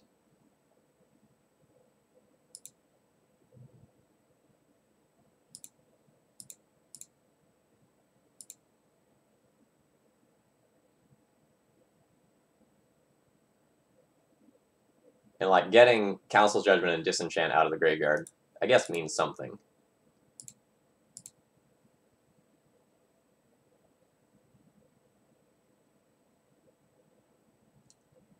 And I think I just want to hold up my 2 counterspells.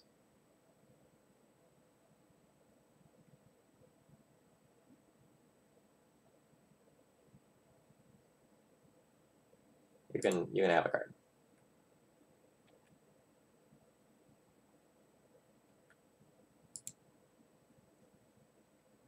No.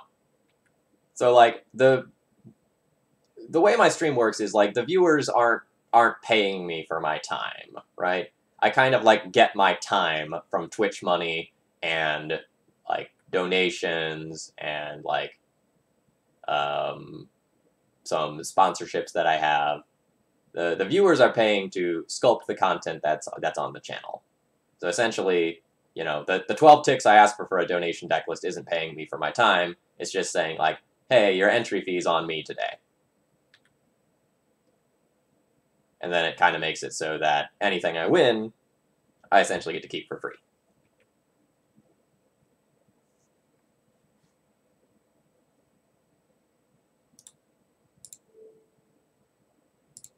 So we'll get rid of an AK, and I guess a Brainstorm.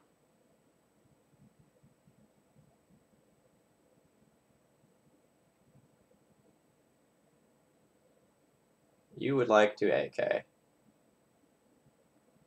Well, I guess that's kind of awkward, but yeah, that's fine.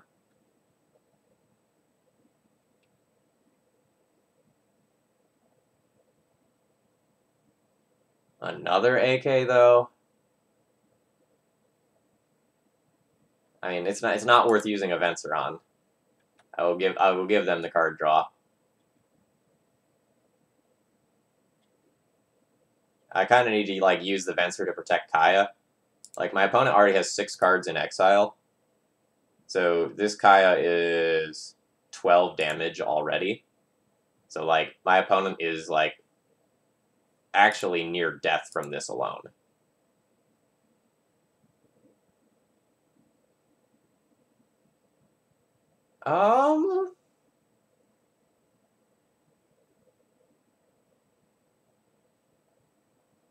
Yeah, I'm gonna take that.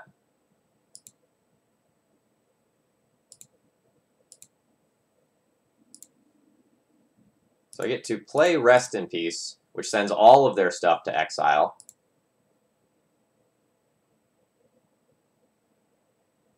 And that means that Kaya is lethal next turn.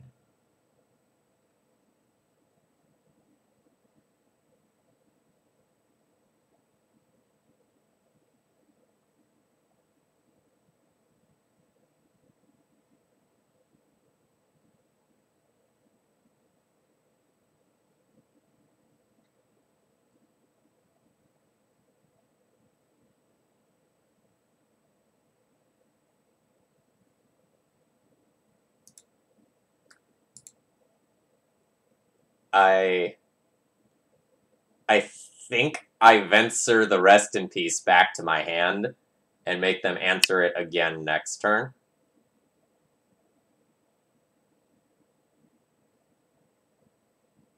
Or die. Like, they have to answer Rest in Peace or Kaya, or they're just dead. What am I doing with my life, chat? What the fuck? How are there no cards?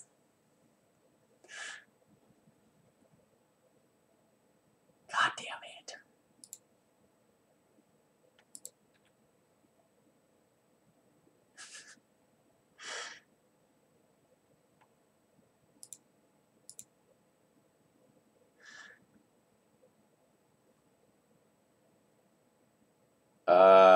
Yeah, I guess.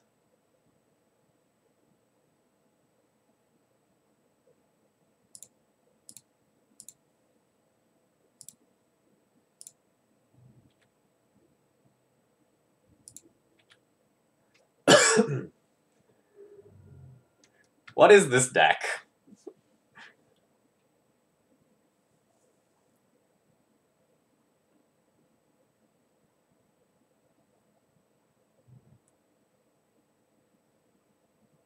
Yeah, maybe I'm asking it the wrong way. What isn't this deck?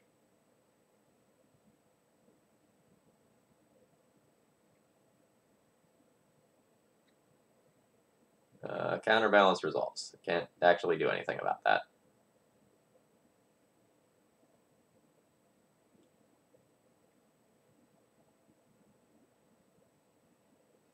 I mean, you bet I am throwing this directly at that card.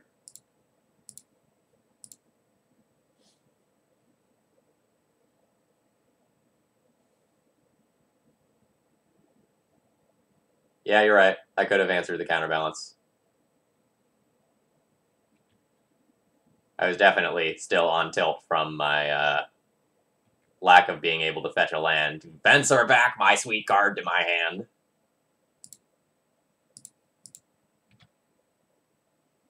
So I think my opponent's just dead, right? So I Kaya Ultimate, deal them 14. And then swing for 2.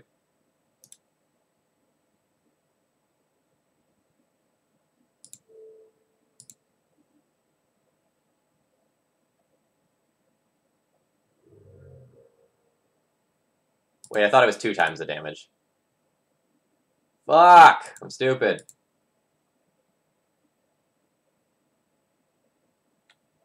I don't know why I thought that. Whatever, we're timing out anyway.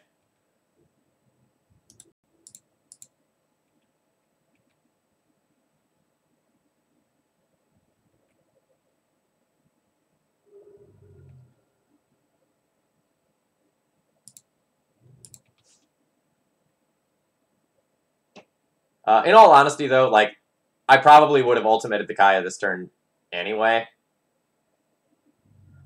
Just because, like, ultimating the Kaya this turn potentially means that double Mutavault on its own is going to be lethal. And that's kind of a big deal. It means, like, a Terminus on their turn isn't going to just stop me from everything that I can do.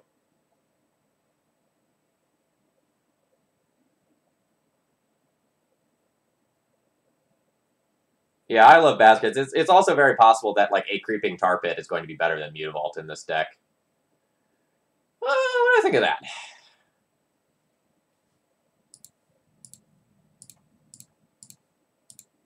I think, bloop!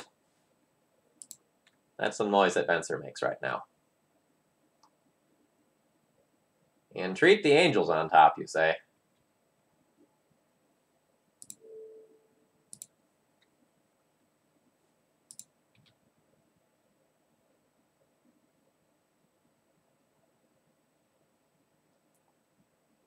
Yeah, we got him. That's what's really important here. And we have another game of this? It's terrible.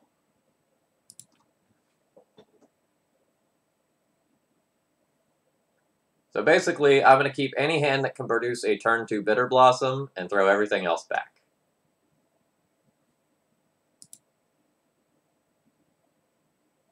Turn 2 Luminarch Ascension would be fine. But I don't think our Planeswalker-based hands are going to be good enough. Yeah, this is a mulligan. Yeah, it's a mulligan. Turn 2 Bitter Blossom. Keep.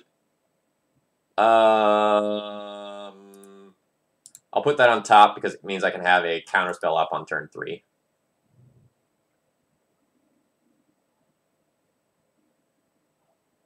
Yeah, game 3. The name of this game is Bitter Blossom, The Reckoning.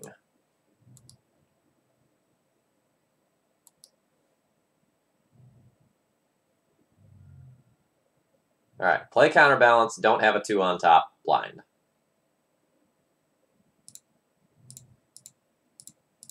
Or a Force of Will. This needs to resolve. Come on! You have no sense of justice? I think not.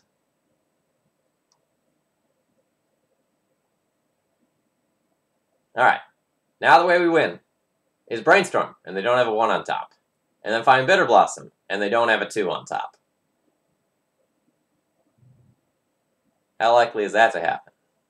0. 0 likelies. The blind flip was a sign, a portent. I assume there's a 1 on top, and that this is just getting countered. Blooded Strand. Alright. Alright. Come on, Bitter Blossom. Bitter Blossom one-time dealer. Those aren't Bitter Blossom. You didn't listen.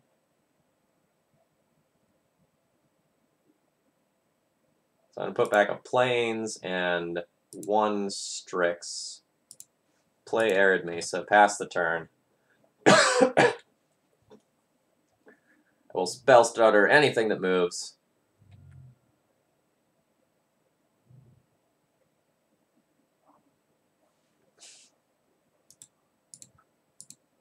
We're not beating that in 2 minutes.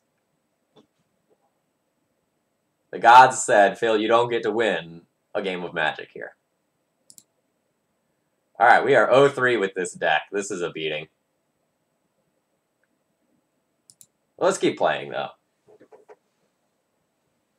I think we have identified clear problems with the deck, but I'm still kind of having fun. I'll play 1 more if it's long, or I'll play two if it like goes super quickly, but I'm starting to get hungry. And that's kind of the limiting factor here. I need to shovel food into my gluttonous maw.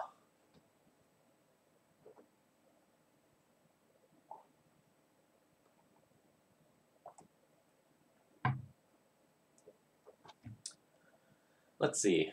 In stream-related news, I have a new piece of artwork coming up for the stream. The final finishing touches are just being put on it, so I think I can probably unveil that next week. That's exciting. The deck runs 2-man lands. It has 2 Mutavaults.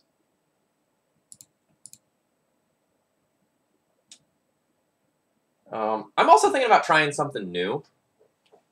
So I got this game called Slay the Spire yesterday, and I think it would be fun to try to stream with that. And I think people who like Magic will like that game a lot.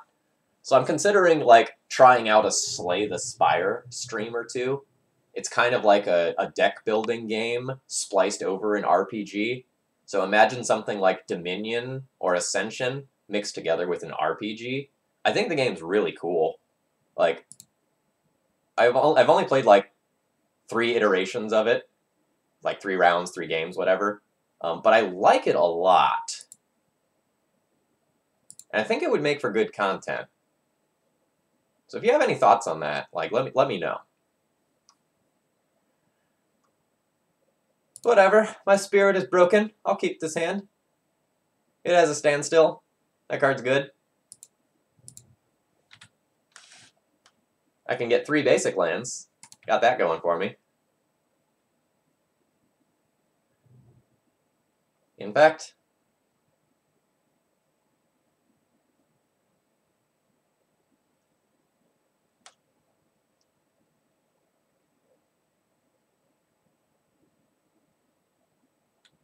a Dryad Arbor. That's actually really annoying. That's so annoying. Because it means that I can't drop this Standstill.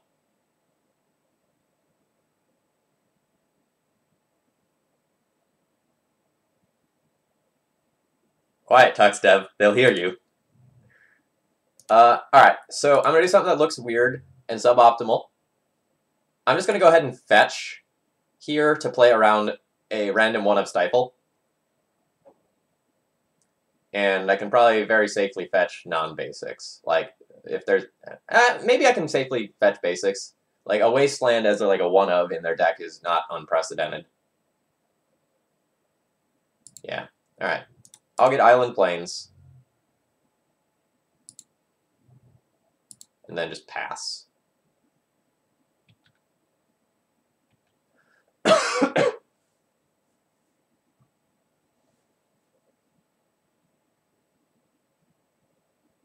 Yeah, like, so Chaos Elves with Pendelhaven is totally reasonable, too.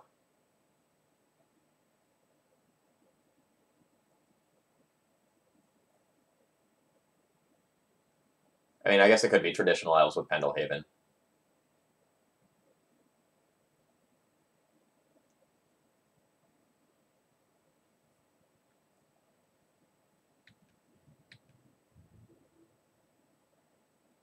Can't even Ambush Viper this Dryad Arbor because of this Pendelhaven.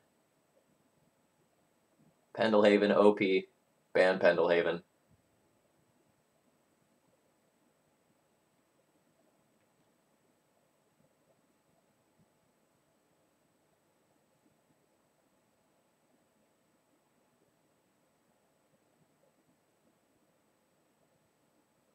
What else are you casting? Yeah, I was gonna say.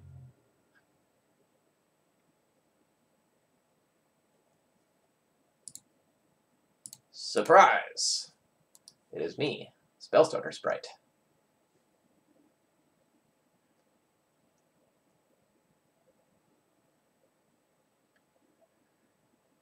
Alright, so I can hold up Spellstoker Sprite, or I can play Ashiok. Displaying Ashiok actually, like, put me in a position where I'm closer to winning the game, though. I'm not actually sure it does.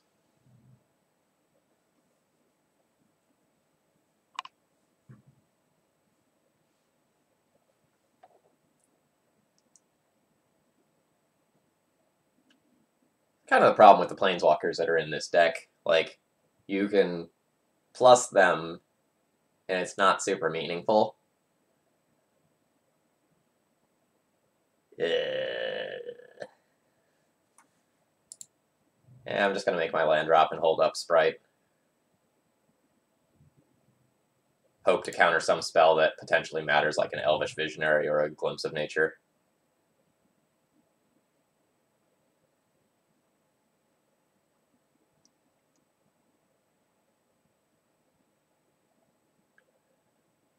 Birchlore's fine. Think.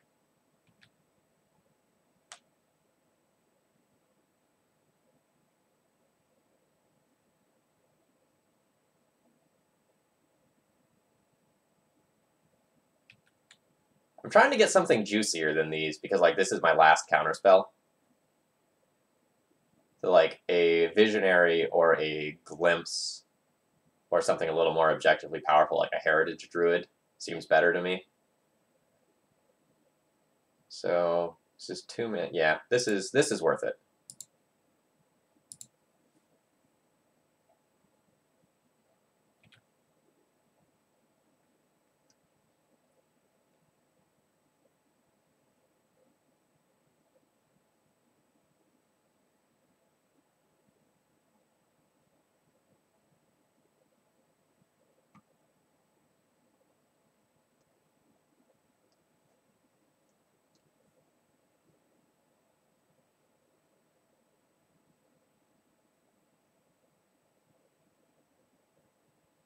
Okay, so real question. Can elves beat an energy field?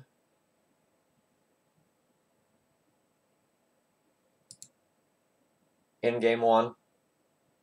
Yeah, there's a Rex Sage. So assuming our opponent has main deck Rex Sage, they do have an out to this.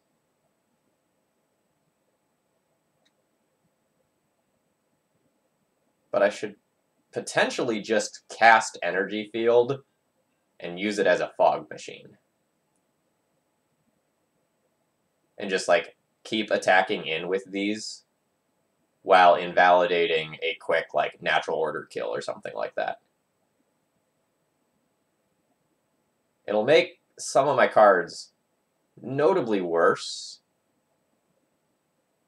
but I am scared. And I think just casting the energy field... Well, alright, maybe I ponder this turn, and then next turn I energy field. Or, like, I ponder, try to find a blue source, and then cast energy field. Hiya.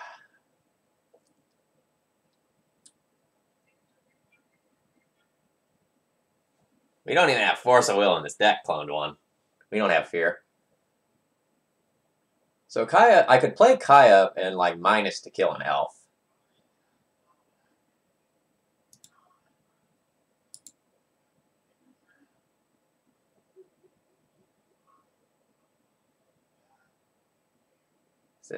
Is that good?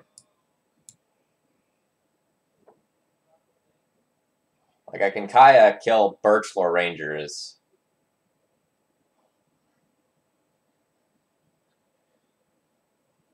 Brainstorm's only okay.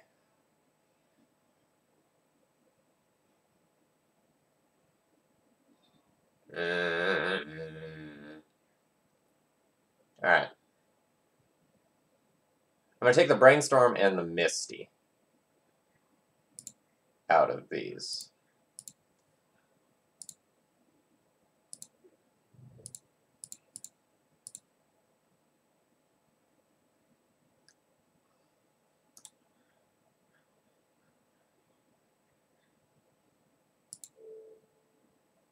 We'll get Birchlore Rangers here. And then we can't really, like, protect the Kaya well, because, like, this Pendelhaven that's on the other side of the battlefield. But I guess I can leave them both back and, like, awkwardly tie up my opponent's mana.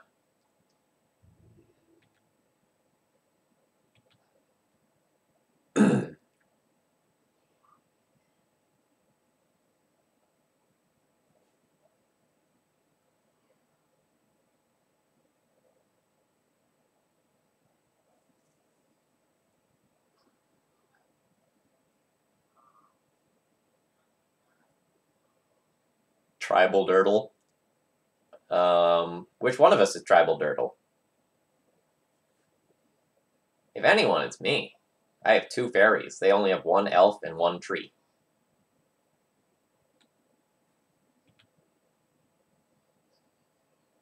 I don't like that they're just floating mana. That looks like natural order. So, like, you untap the Dryad Arbor, you tap it, you replay the Bayou, play Crater Hoof.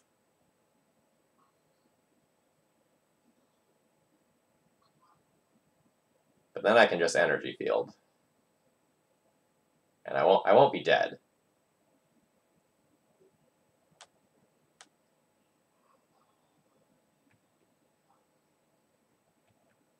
Okay.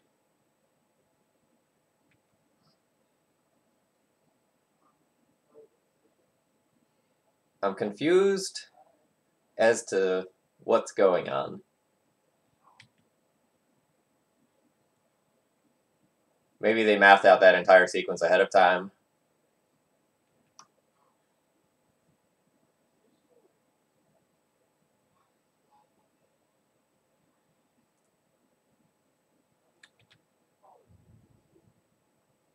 I don't know that all that is better than, like, potentially making attack in and, like, getting the Kaya off the table.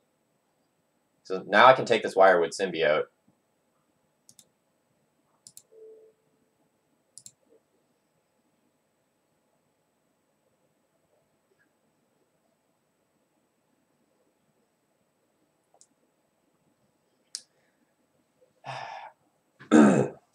So life's weird.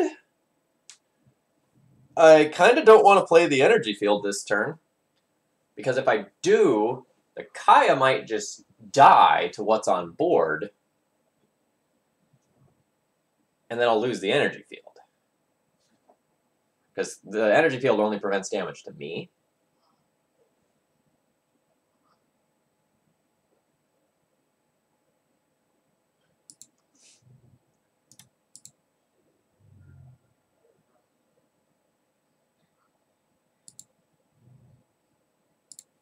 Alright.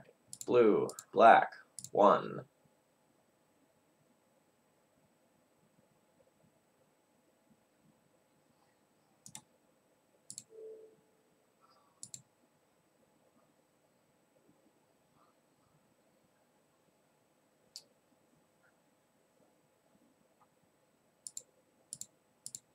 I think it's fine.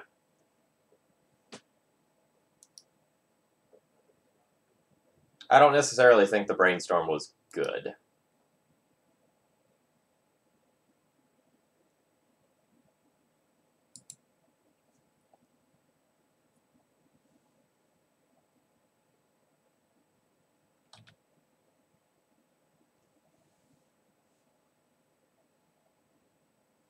So I want to use the energy field to end the game. And I think if I make it around to my turn and I take my Kaya off the table, there's a very good chance that I win the game by playing the energy field. Whereas if I just play the energy field on board, then I think I run into just like, oh, I'll turn the creature sideways, send them at Kaya. I'll lose a creature, and you'll lose your Standstill and your Kaya and a creature. So I think that's like actively bad for me. Like I'm not playing towards not losing the game. I'm playing towards winning the game.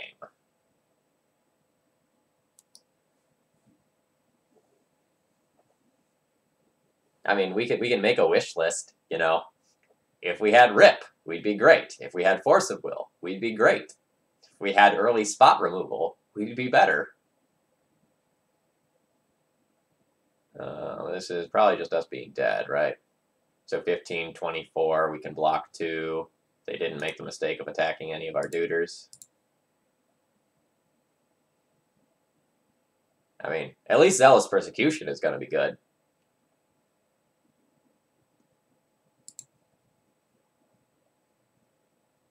Alright, so I like Zealous Persecution, I like Containment Priest, and I'll probably play at least the Thoughtseizes, maybe not the Duress.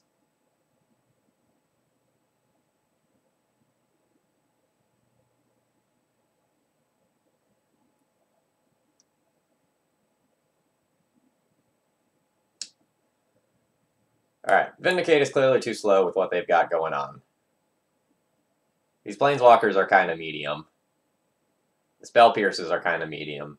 The Counterspells and the Bitter Blossoms are also probably kind of medium. Everything's medium. I'm going to trim I think I just have to give up on the Ashioks possibly winning the game. I just like don't think that's happening. Kaya at least can potentially take out a couple of elves. So I guess I win this game with Bitter Blossoms.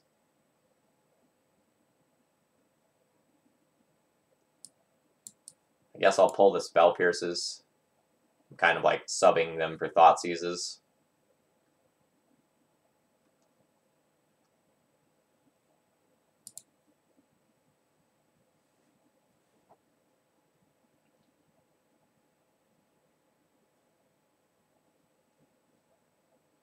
Yeah, I mean, kind of in every round, I've just like I haven't felt like my sideboard options have been good.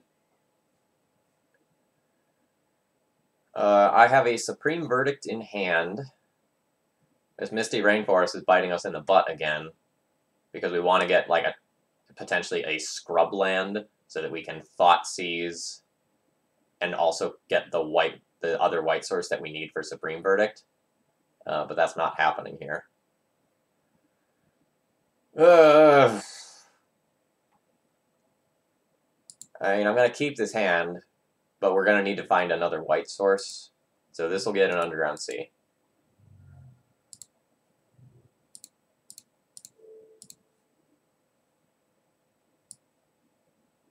Opponent's hand sucks. I'm going to let them keep the Natural Order. I'm going to plan on counterspelling that. I'm actually just going to take an Elvish Visionary out of this hand.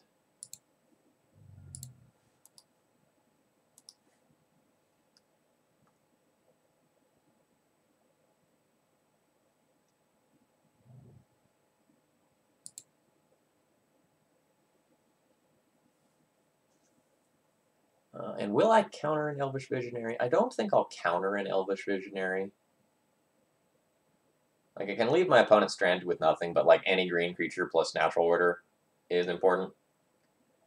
So instead, I'm going to go ahead and tap out this turn to play a Rest in Peace and hedge towards drawing an energy field later on.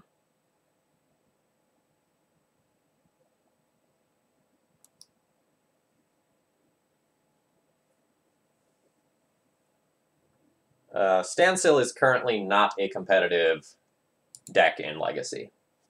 There have been times where it has been, but it is not there currently.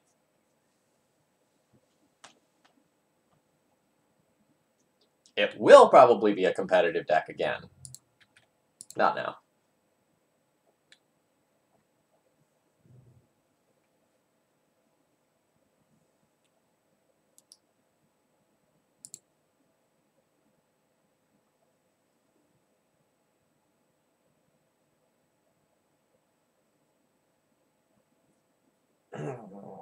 How greedy am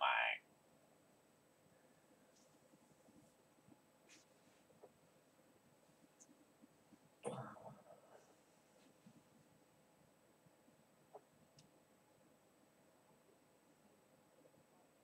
Like, this Zealous Persecution is only going to get better and better and better.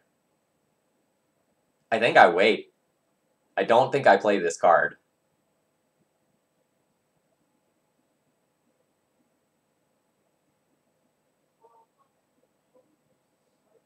At the same time,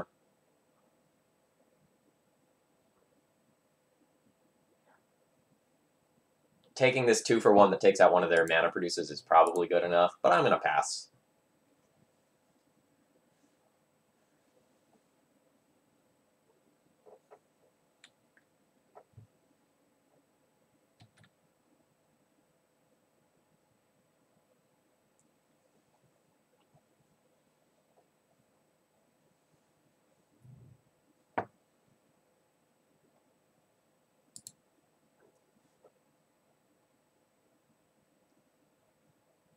Kind of the reason why I want to pass is... Okay, so what happens if we play that? So our opponent can fetch, get a land, 1 mana, 2 mana with Dryad Arbor.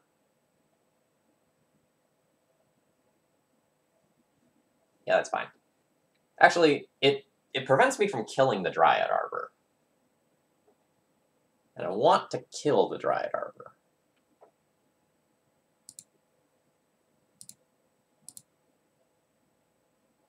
Yeah, I'll take that.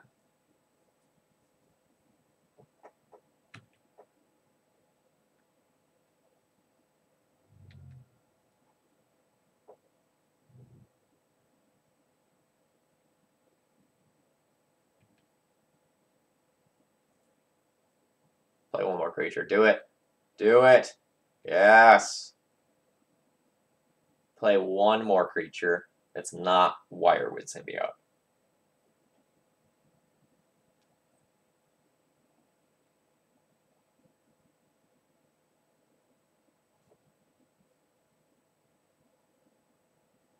Gamma.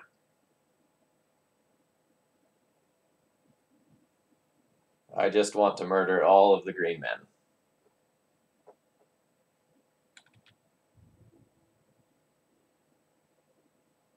That's very good. But I'm going to take my 4-for-1 that will become a 3-for-1 plus some additional damage.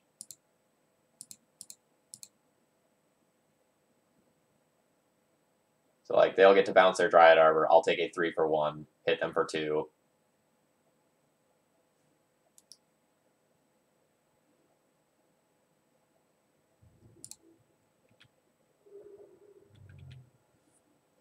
So then from here on out, like I have the natural order handled on multiple levels. I have a glimpse handled with Supreme Verdict.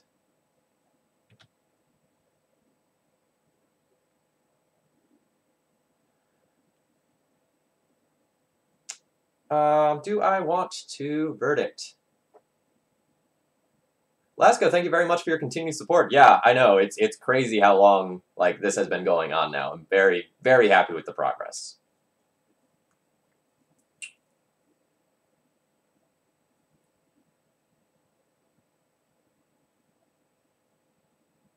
I don't even know that I need to Verdict yet.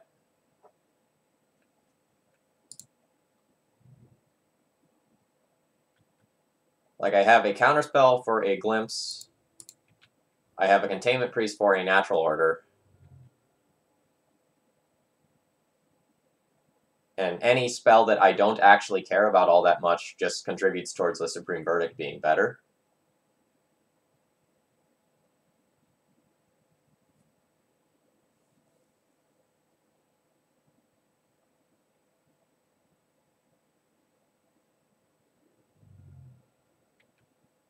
Yeah, so this is going to be like Natural Order, sacrifice one of the 2 creatures, and then I just like get this for free with Containment Priest and increase my clock. They have to try because things aren't getting any better for them.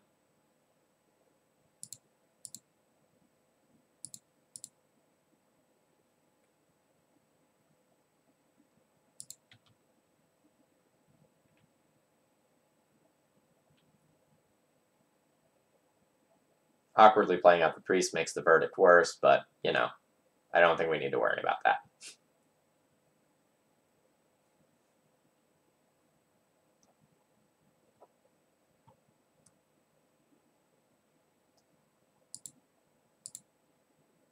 They've just exiled a Scavenging Ooze from their deck just to get it out of there. It's terrible with Rest in Peace around.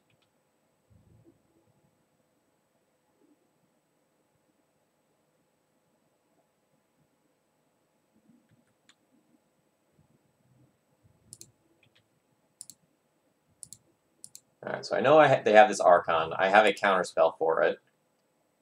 They're also very far away from casting it.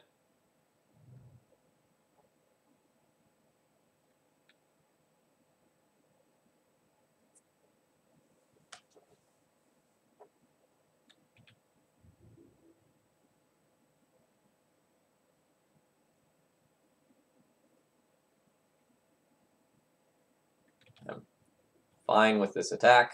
Don't need to take the Nettle Sentinel off the table more than I need the Priest. The Priest is shutting off potential Green Suns right now. Standstill is amazing.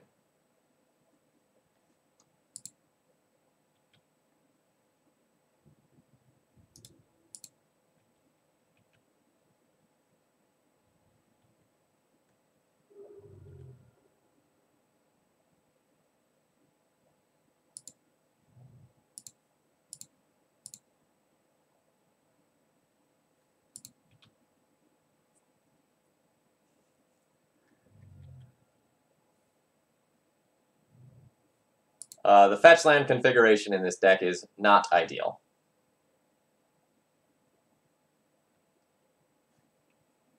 It's not anywhere close to ideal, but we've already kind of hit that one. Wirewood Symbiote. So I just get to draw 3 cards for that. More standstills. Am I comfortable counterspelling this? The Archon is potentially a problem a few turns down the line.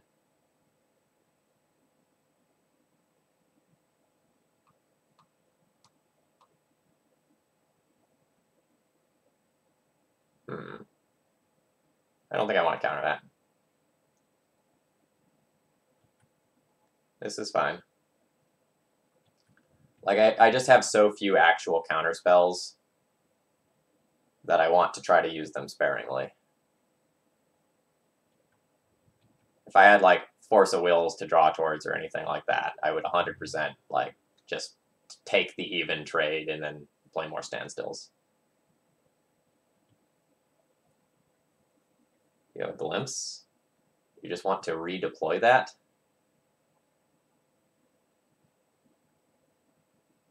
Sure. I mean, I guess I could, like, counter this play as standstill, but again, I don't think I'm too worried about, like, either of these cards.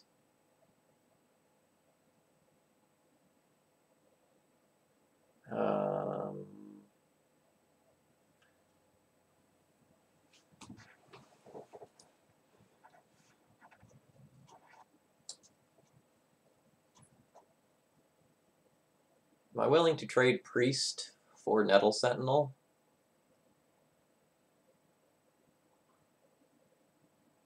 Yes.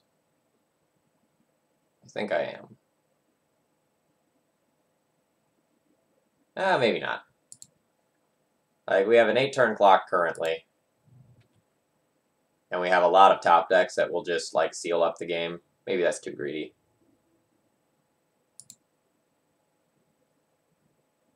Yeah, like, Standstill's fine. Like, if I trade Containment Priest for Sentinel and then I drop a Standstill, like, it's pretty likely that I win, even though, like, Containment Priest is really good. And if my opponent just chooses to, like, block and bounce, I don't really mind that either.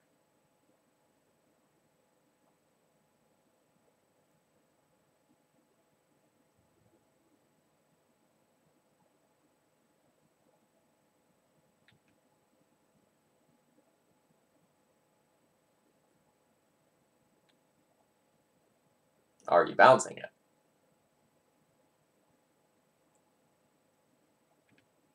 No.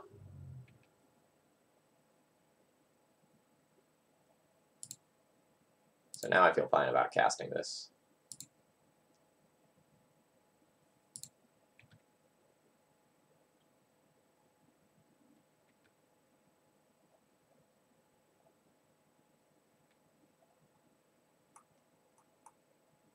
I never count elves out until they're 100% dead, though. Like, lucky glimpse chains and such can happen. 3.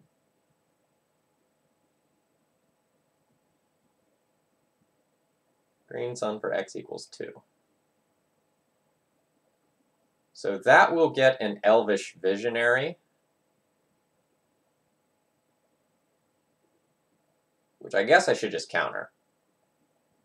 So, like, I can counter that, cast Kaya, Kaya minus on the Wirewood, leave the table empty, and then, like, potentially dump yet another Standstill. So this is probably fine.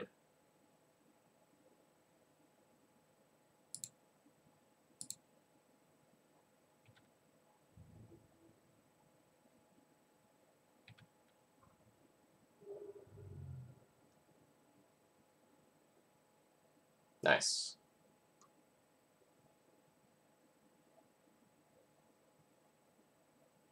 Alright, so I have 3, 6 mana. So I can go Kaya plus Standstill, which is pretty good.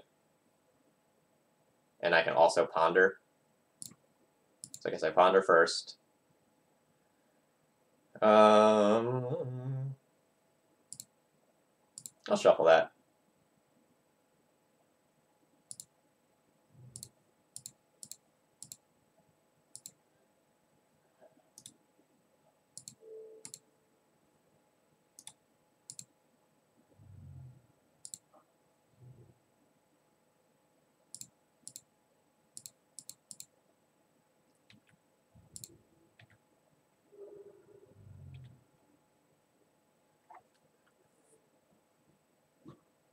So the verdict can answer a natural order progenitus or an archon, and otherwise Kaya will just answer the like regular low CMC threats that they can play.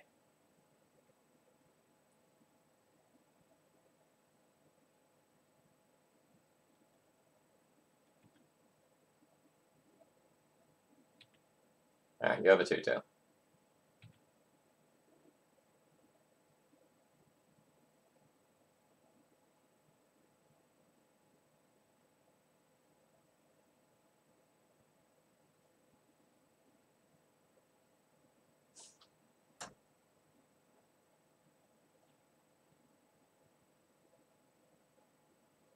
So this kills a morph, right?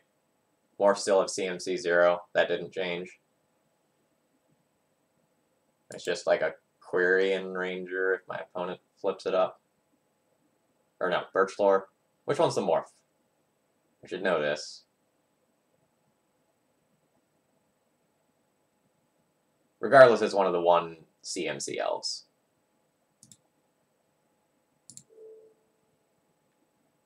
Birchlore, thank you. I can hit my opponent for 3 and have them dead on board next turn.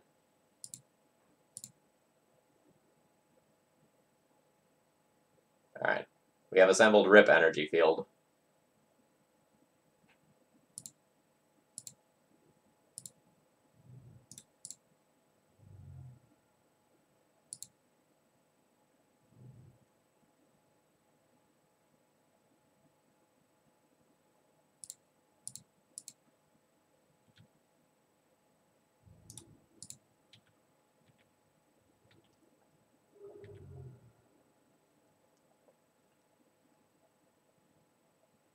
Is there any world where I just lose?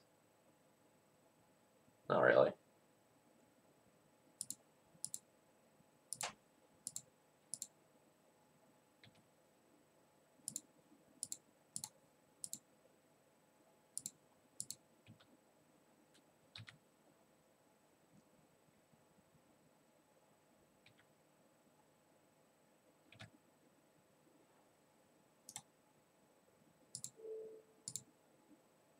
Get that out of the way.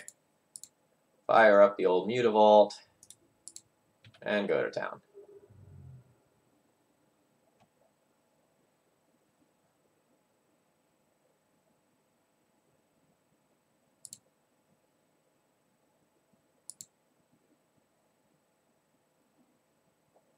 So this one's going to be my last match with this deck.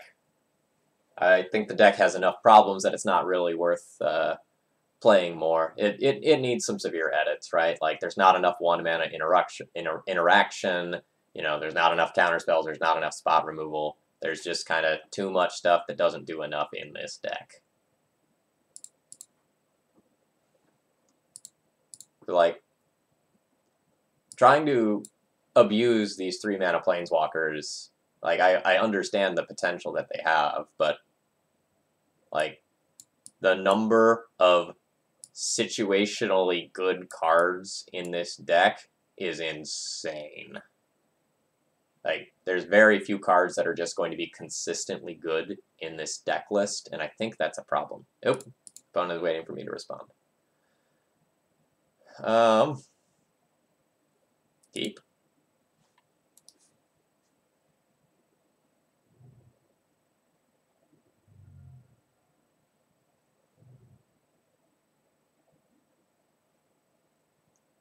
You have an elf. Boy, I wish that I could draw to a 1-mana removal spell to take that off the battlefield. No such luck.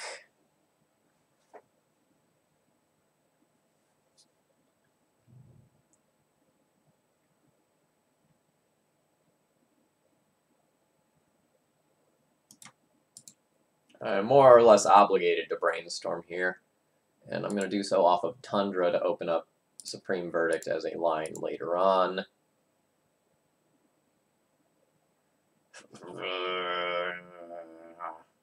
Hide Counterspell and Containment Priest. Put Containment Priest on top and kind of gamble that in the next turn cycle or so they're going to go for a natural order for Progenitus.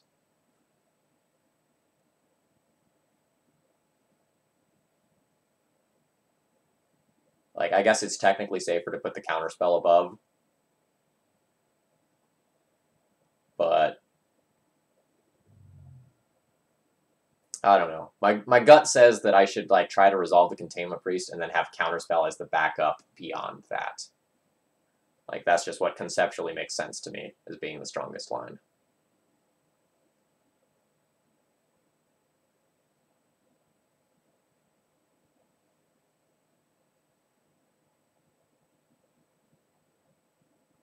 No, I am looking to keep my two best cards.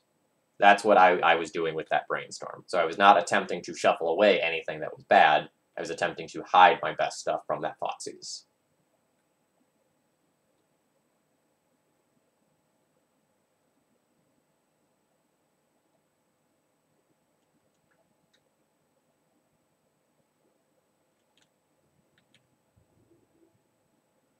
Note, our opponent has Pendelhaven, so we can't actually use Containment Priest as Ambush Viper here.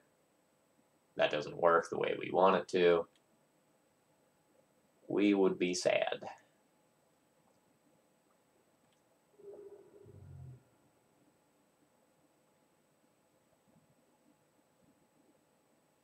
Elvish Visionary, that's fine. Can't Spellstutter or Sprite that.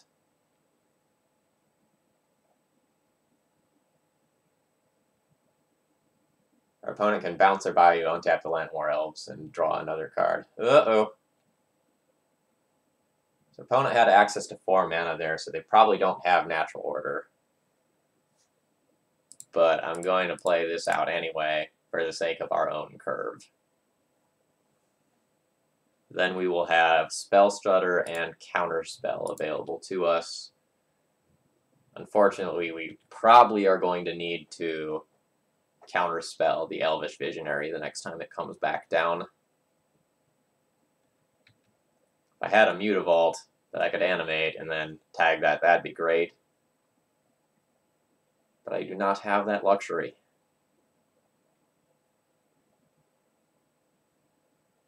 Nettle Sentinel is fine.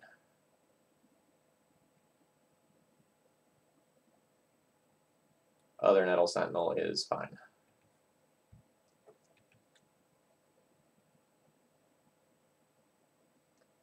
If I sprite either one of these, I can't actually use my Counterspell afterwards. Which is why I'm not, like, chomping at the bit to take them out.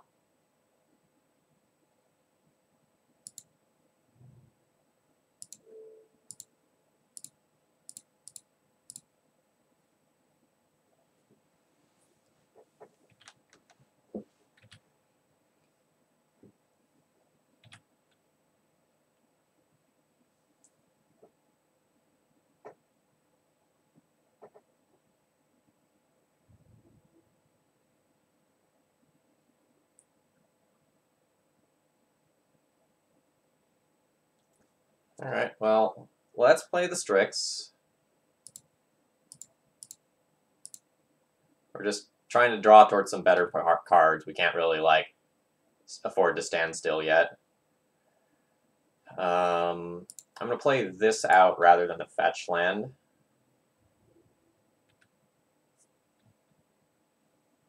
The reasoning being that I would like to save the fetch land to, like, shuffle away both Rest in Peace and Standstill if I draw a Brainstorm.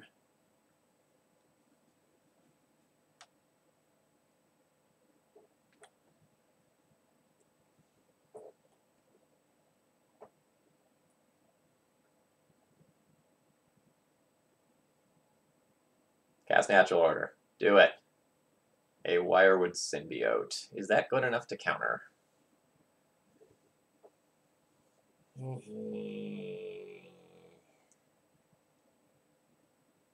Arguable. Like, it doesn't really do anything on its own, but it would make a Supreme Verdict or a Zealous Persecution potentially noticeably worse later on.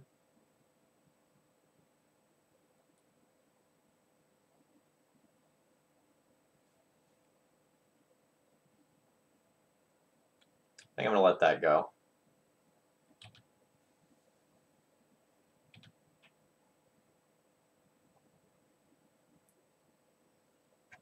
Like, I have Glimpse covered, I have Natural Order covered, I have Green Sun covered. And I don't think I want to drop my only level of protection to Glimpse.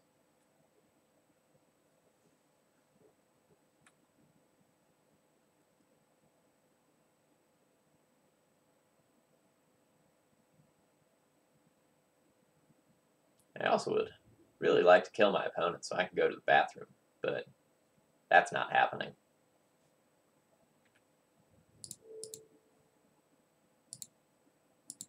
So, like, we'll attempt to trade this here.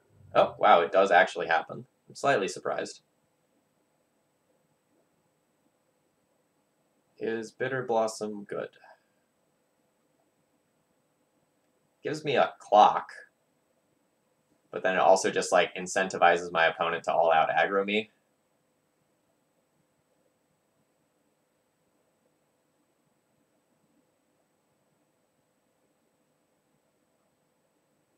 I don't know that I can actually play this card.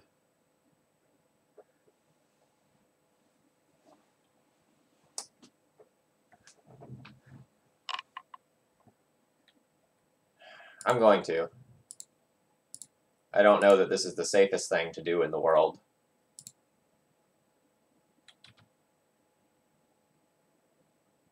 But if I am going to, like, play towards winning this game, I probably need a clock. This is a clock. Oh man, do you just have the decay?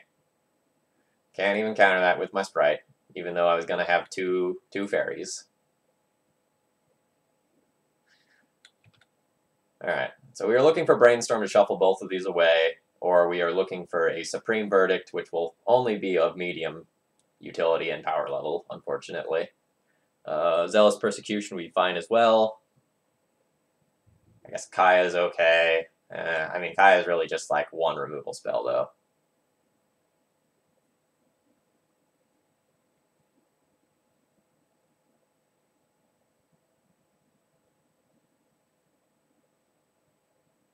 Yeah, my opponent has figured out that they can turn their creatures sideways. This is unfortunate. Alright, that occurs. Anything I block just gets Pendelhaven, so...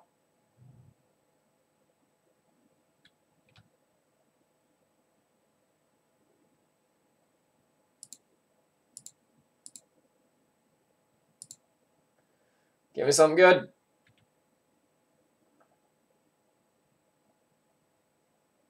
Yeah, now I can't really afford to play this again.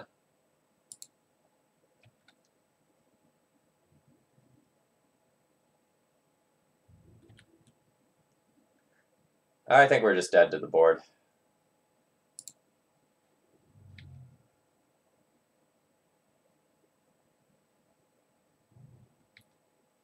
Like, it's very likely that I will just take 10 from what's here. Like, if my opponent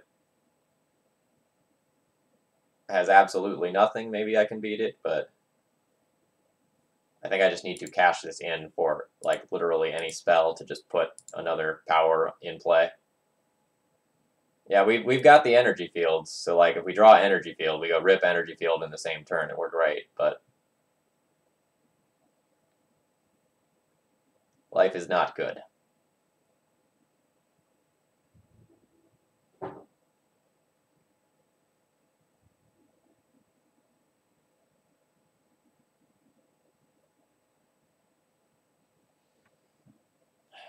So I guess I need to, like, try to take some of these off the board.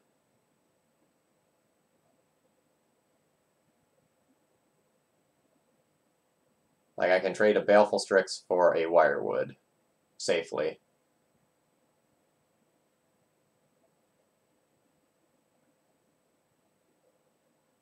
Or I can block 3 and take 2 of them out.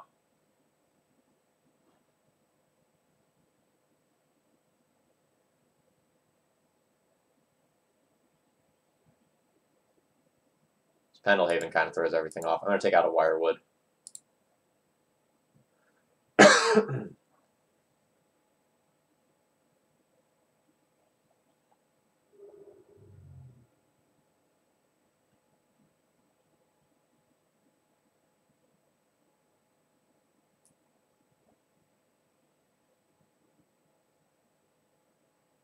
Nice, my opponent played a Dryad Arbor that got exiled due to Containment Priest.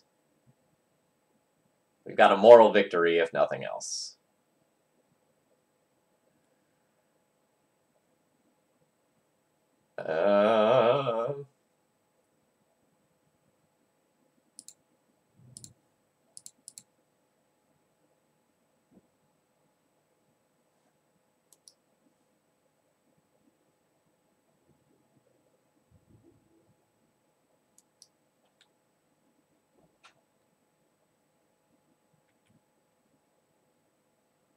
So the hope now is that they don't have a green spell to untap this.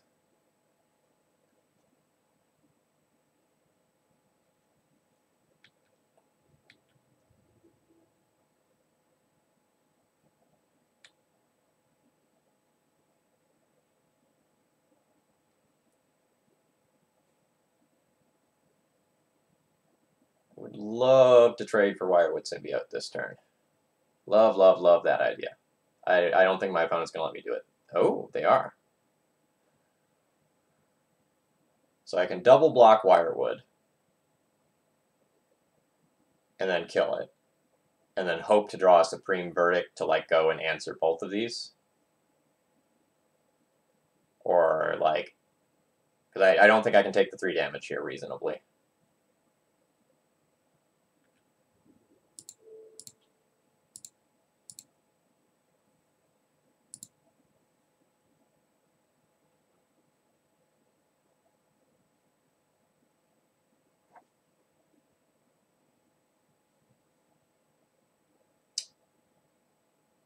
I have to work so hard to do anything.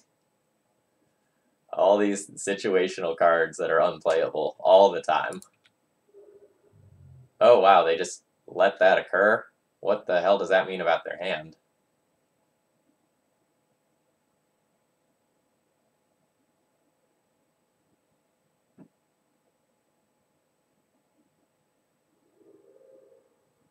I don't understand.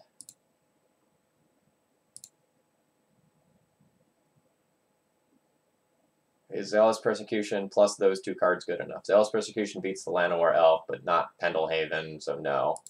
Any order shuffle? Yes. Energy Field. Great. Oh, maybe they just ordered blockers wrong, I see.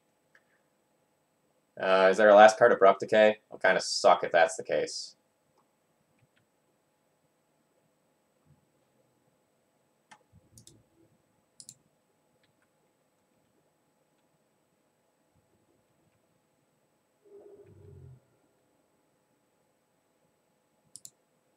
I'm going to try to be a happy camper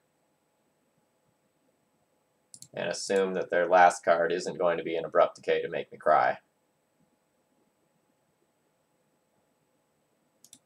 I lose the game if they do have an Abrupt Decay. I've accepted this.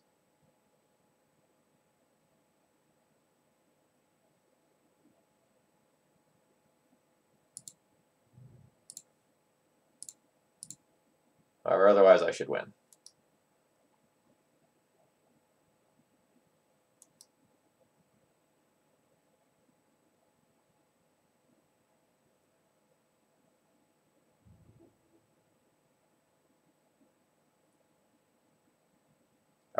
Are we doing it?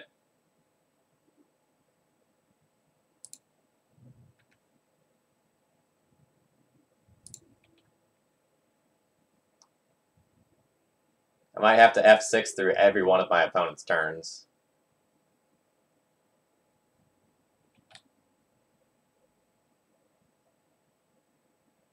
we might be doing it. They have 12 draws towards an Abrupt Decay.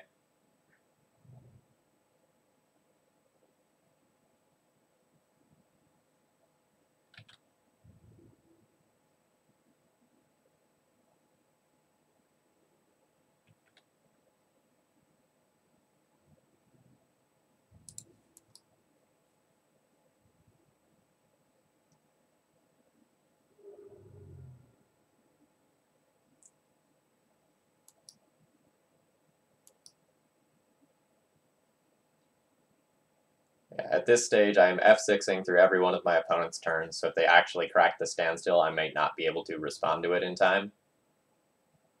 But I think otherwise I'll time out.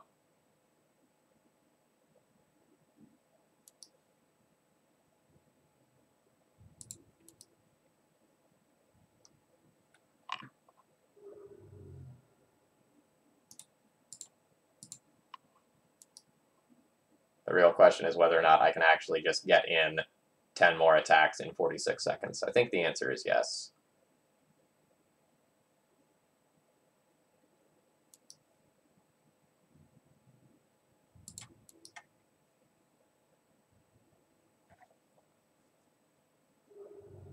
Seeing as it looks like every single iteration is only taking a second or two.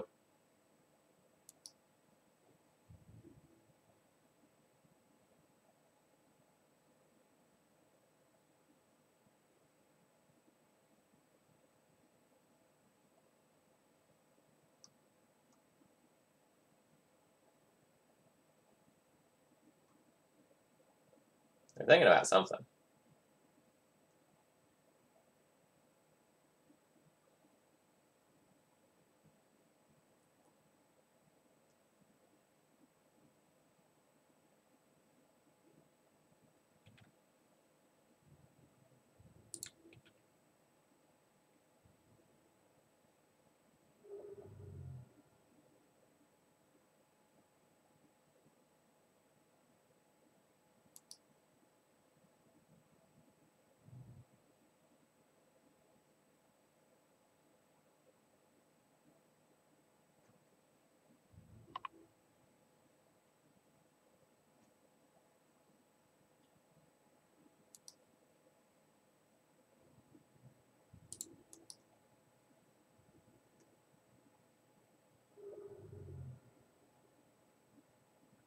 I'd be so mad if, like, we get to, like, the last turn and they draw the Abrupt Decay after all of this.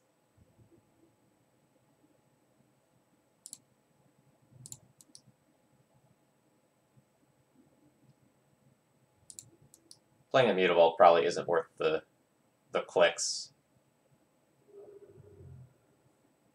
given that they have the Llanowar Elves that can block it, and the Pendelhaven to grow it.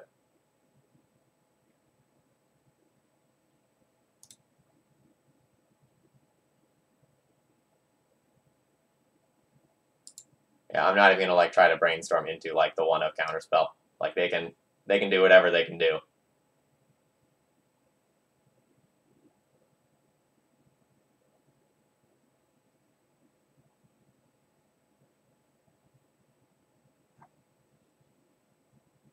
So like the only card that matters in their deck is any number of Abrupt Decays or Assassin's Trophy or a naturally drawn Reclamation Sage.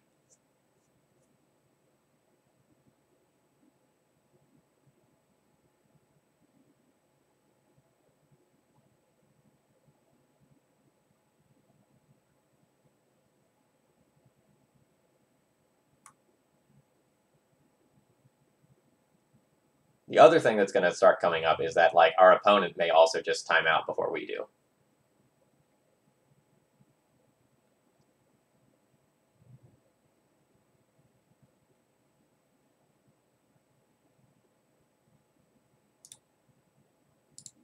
All right, now I'm forced to brainstorm.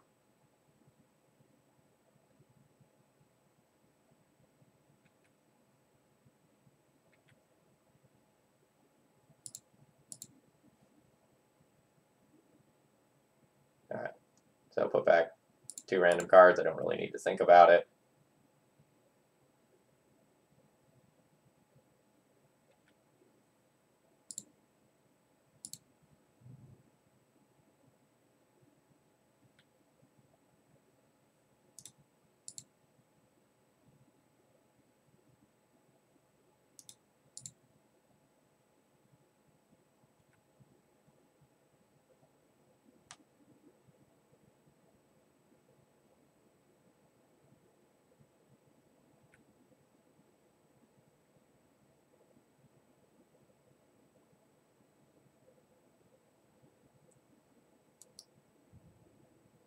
I still have Rip Energy Field.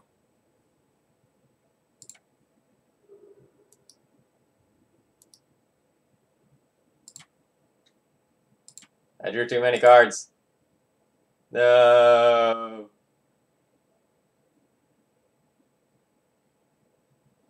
Alright, that's fine. I was going to concede with 1 second left anyway if I couldn't win. Okay. So, final recap on the deck. It's bad. There's major problems with it. The mana base is poor and needs some adjustment.